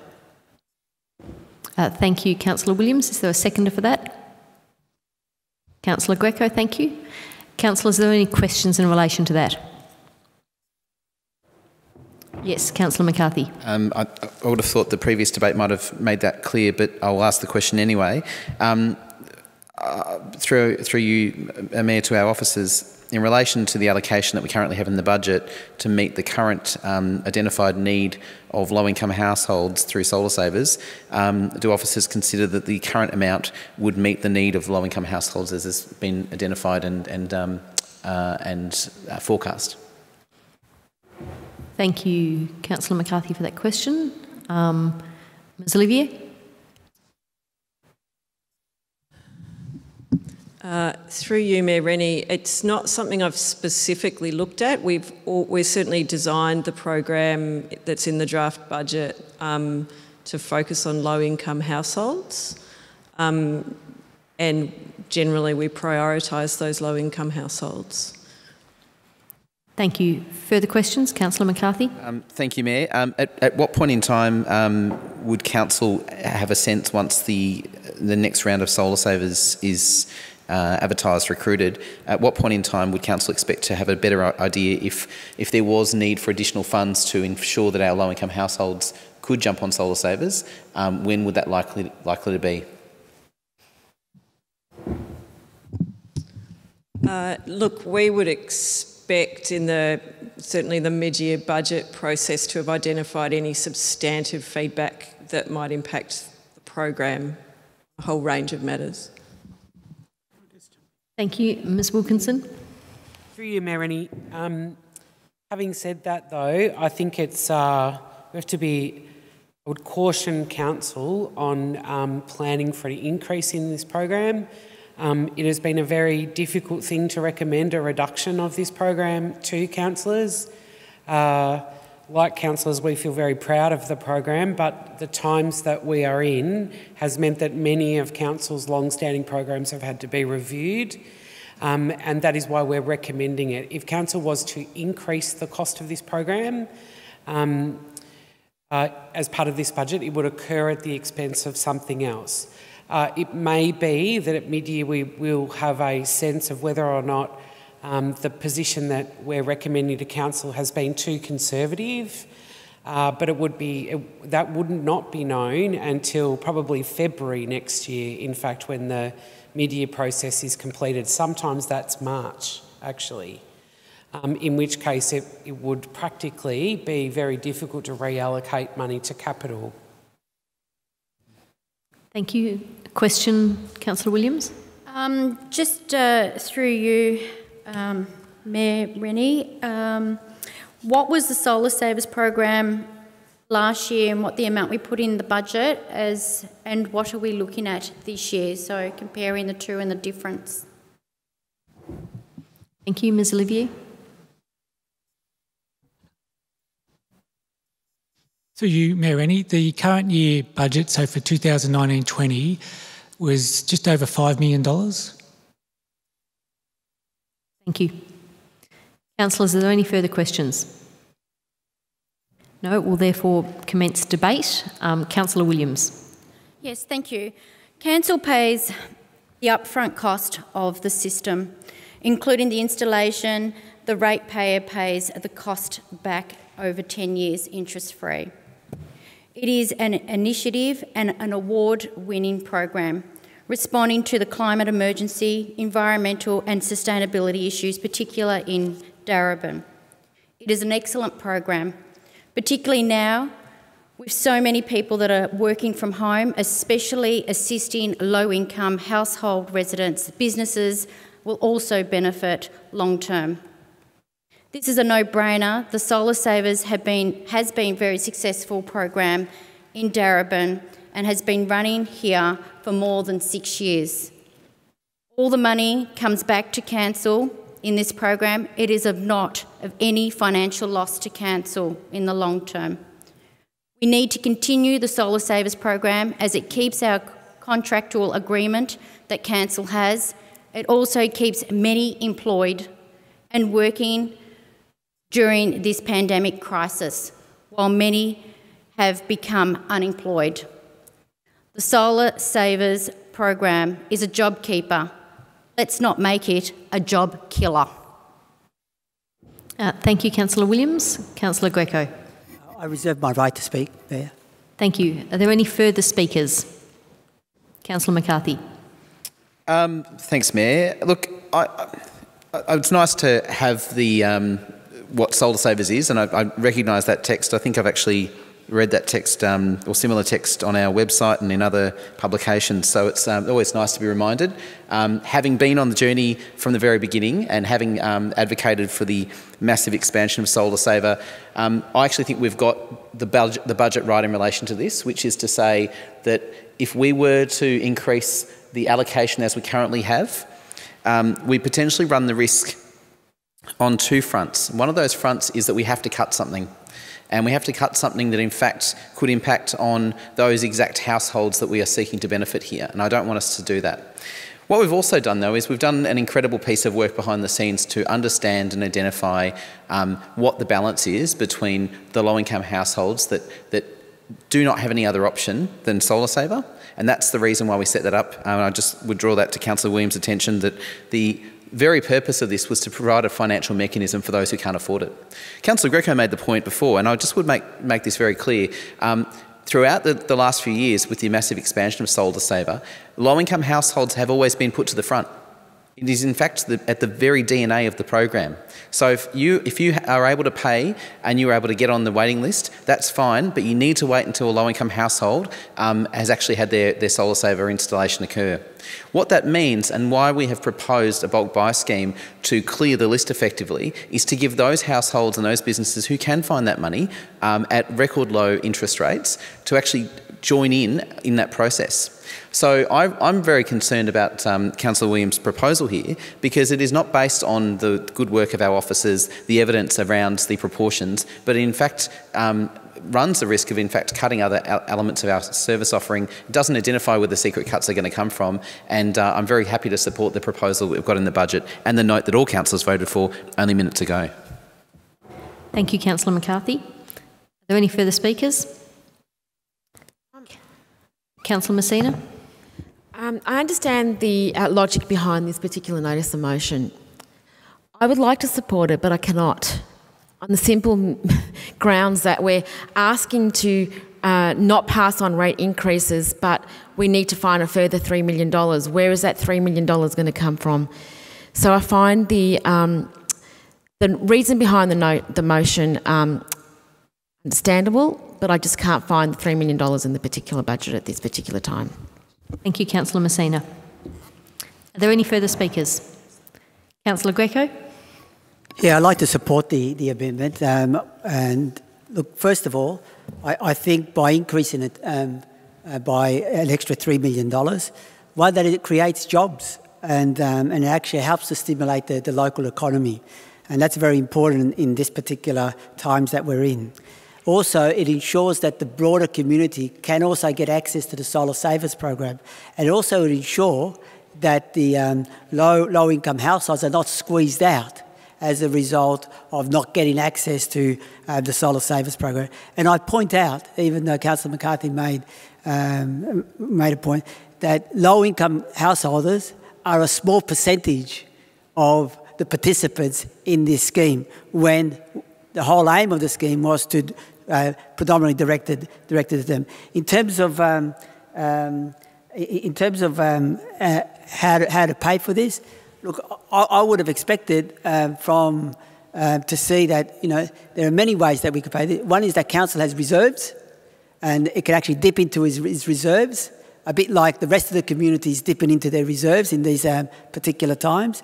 And secondly, and most obviously, because the money is actually coming back to us, is that this sort of project easily lends itself to actually borrowing money to actually ensure that the program is continued. Interest rates at the moment are almost zero. Historically, they haven't been this low. So here's an opportunity for us to maintain the momentum, maintain capital expenditure, if you like, in our community, and also maintain our drive in relation to our environmental credentials, and maintain our drive in relation to ensuring that people can, in future, participate in having lower energy costs and at the same time doing the right thing by the environment. Thank you, Councillor Greco. I'll now put Councillor Lesurf. Can I speak to the motion? Sure. Yep. I guess it breaks my heart that I have to vote against this, because I would like to maintain the spending in the Solar Savers program. But as other councillors have outlined, it can't be justified in the current environment, and particularly this motion hasn't identified how we will, I guess, find the additional $2 million that currently isn't in the budget. Councillor Greco's arguments said, there's only a small percentage of local low-income households that access the program, and yet he wants the program to focus on that. We don't need $3 million to make sure that we reach those low-income households, and we think that, as Councillor McCarthy said in the previous debate, $1 million will be sufficient to cover that. All of those other people on the waiting list can access the Solar Savers program through the bulk buy stream. They can be guided through the process, taking the technical difficulty of putting solar panels on their roofs through council's support, through the bulk buy scheme. And those types of people are usually the types of people that might have the capacity to pay up front for the solar panels. So I think it's an important distinction that the Solar Save program is pivoting this year, given the decrease in funding that we're putting towards it. The other point I wanted to make is that this is a dialling down at this point in time of the Solar Save program because of the budget uncertainty and the impact on the budget that we've had because of COVID. It doesn't mean that in future years we can't dial it up. It's just, I think, a temporary reduction, but we need to make sure that the program keeps going along in some form so that in later years we can ramp it up again to support our residents and businesses putting solar panels on their roof. Thank you, Councillor Lassurf. Are there any further speakers? There being none, I'll put that amendment to the vote. All those in favour and against? We'll note that Councillors William and Greco voted in favour and Councillors Lassurf, Messina, McCarthy, Newton, Amir and Rennie voted against. Councillors, are there any further amendments? There being none, we'll resume debate on the motion which now reads including all of those amendments that were accepted. We've already heard from the mover, Councillor Amir, and the seconder, Councillor Lassurf. Are there any further speakers to the motion? Councillor McCarthy. Thank you, Mayor. It's great to finally get to the substantive motion and the budget itself. And I just hark back to the really positive comments that both Councillor Amir and Councillor Lassurf have made throughout this debate about the work of our officers, and I think the work of the people, the workers in this council who are doing it tough but doing a fantastic job in working out how we move forward, how we maintain service levels, how we keep people immunised, safe, connected, and you just have to look at the investments and in deployment and coordination that have happened in recent weeks, the extraordinary stories of innovation that have been happening to get a sense of what's ahead. And this is a budget that supports our community, supports our local businesses, supports our households to actually continue to be connected, continue to be supported, and enables us the flexibility, if required, if we see, for instance, an upsurge of pandemic activity again. We don't know what the future holds. This is a budget that provides us with the scope to be able to respond because we have thought through what resilience and recovery looks like in the city of Darebin. I have been a little bit concerned by some of the angles in the debate tonight that seem to suggest that you can somehow cut rates and somehow maintain service levels. That's simply not the case. The cost of a whole range of services is absolutely critical. The cost of to the council budget of actually maintaining employment levels. I just would remind councillors, in fact, that we're a council that proudly employs hundreds of local people. A significant percentage of our workforce are local residents. So when we make the investment to keep people employed, as this budget proposes to do, then we're also making an investment back into households in our own community, who then in turn spend money in the local economy, which supports local business. These things are not separate, they are deeply integrated, deeply entwined. So I'm incredibly excited about what this budget can do, despite the challenges that we face, because it is a budget that is highly responsive to the immediate challenges that we have, but also some of those longer challenges. It's a budget that maintains a commitment to strong action in the climate emergency, particularly for those who are most vulnerable in our community, and we've talked about that already. It also says if we are going to have challenges in terms of delivering large-scale capital projects in the next 12 months, what are the smaller scale and more immediate capital activity that needs to happen? And all the surveying work of our footpaths, the incredible planting activity, 6,000 trees and plants planted as part of this program is an extraordinary commitment and certainly is dearly needed in terms of reducing heat island effect and creating that positive buffer for our community, particularly vulnerable households. This is a budget that is well thought through, it is a responsible budget, and I really look forward to community feedback on it over coming months. Thank you, Councillor McCarthy. Are there any further speakers? Councillor Greco. Thank you, Mayor. I noticed is it only 2 minutes or 3 minutes? 2 minutes. Okay, because I noticed 3 minutes before when Councillor McCarthy was speaking. It should have been 2 minutes. I apologise if it wasn't, but you have 2 minutes. I'll delete a minute off my speech. Look, councillors, I think we're really going down the path of a completely irresponsible budget. It's not a responsible budget, it's an irresponsible budget. And I'll point out 5 reasons why. One, let's be clear, we have a rate increase of 2%, the maximum allowed. We've gone for the maximum allowed when our revenue and rate charges have actually increased from 133 million to 135 million. So there has been an increase in the rates in revenue and rates. The second point is that... Councillor Greco, some people are indicating they can't hear. Can you get your mic closer to you? Yeah. The second point is that the fees and charges have also increased, and some have increased as much as 20%. If you look at dog registrations and cat registrations, in a particular time like this when everyone is hurting in the community, in this budget there is no rate relief. Let's absolutely be clear about there is no rate relief for local traders and for individual ratepayers that are affected by the coronavirus crisis. Also, I think what we have to look at is that in this budget, which really, really surprises me, councillors, is that we have a cut in capital works. A cut in capital works of an amount nearly $20 million. Actually, that means a cut in jobs. When you cut capital works, you're actually cutting local jobs. And that astounds me in a particular moment like this, where the federal and state government's actually pumping money into the community. And I'll just finish on this final point, if I may, is that I think it's disingenuous by some councillors suggesting that if we didn't have a rate rise, that there will be people off council stood down and things like that. There are other ways to fund the council. Thank you. Fund it. And I'll just finish on this point: is that there are other ways.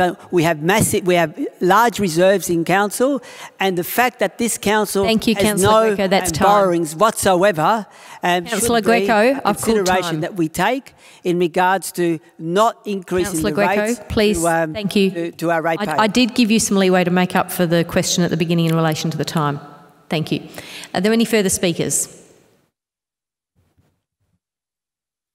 I'll therefore put that to the vote. Nope, it's been amended. Any further speakers? No, I'll put that to the vote. All those in favour and against? Thank you. I note that that motion is carried with councillors McCarthy, Messina, Lesurf, Newton, Amir and Rennie voting in favour and councillors Williams and Greco voting against. I would like to note at this point that this is a draft. It will go out for community consultation, and just as a word to those members of the gallery who are still here, quite specifically that we invite submissions. I'm sorry if you're disappointed that you weren't able to speak tonight. There is the hearing of submissions process, and there will be a special hearing of submissions committee and a meeting to be held at 6 p.m. on Thursday the 25th of June 2020, and we certainly look forward to seeing you there and hearing from you at that time. So thank you, councillors, and look forward to the process with this budget over the coming month. Meeting is closed.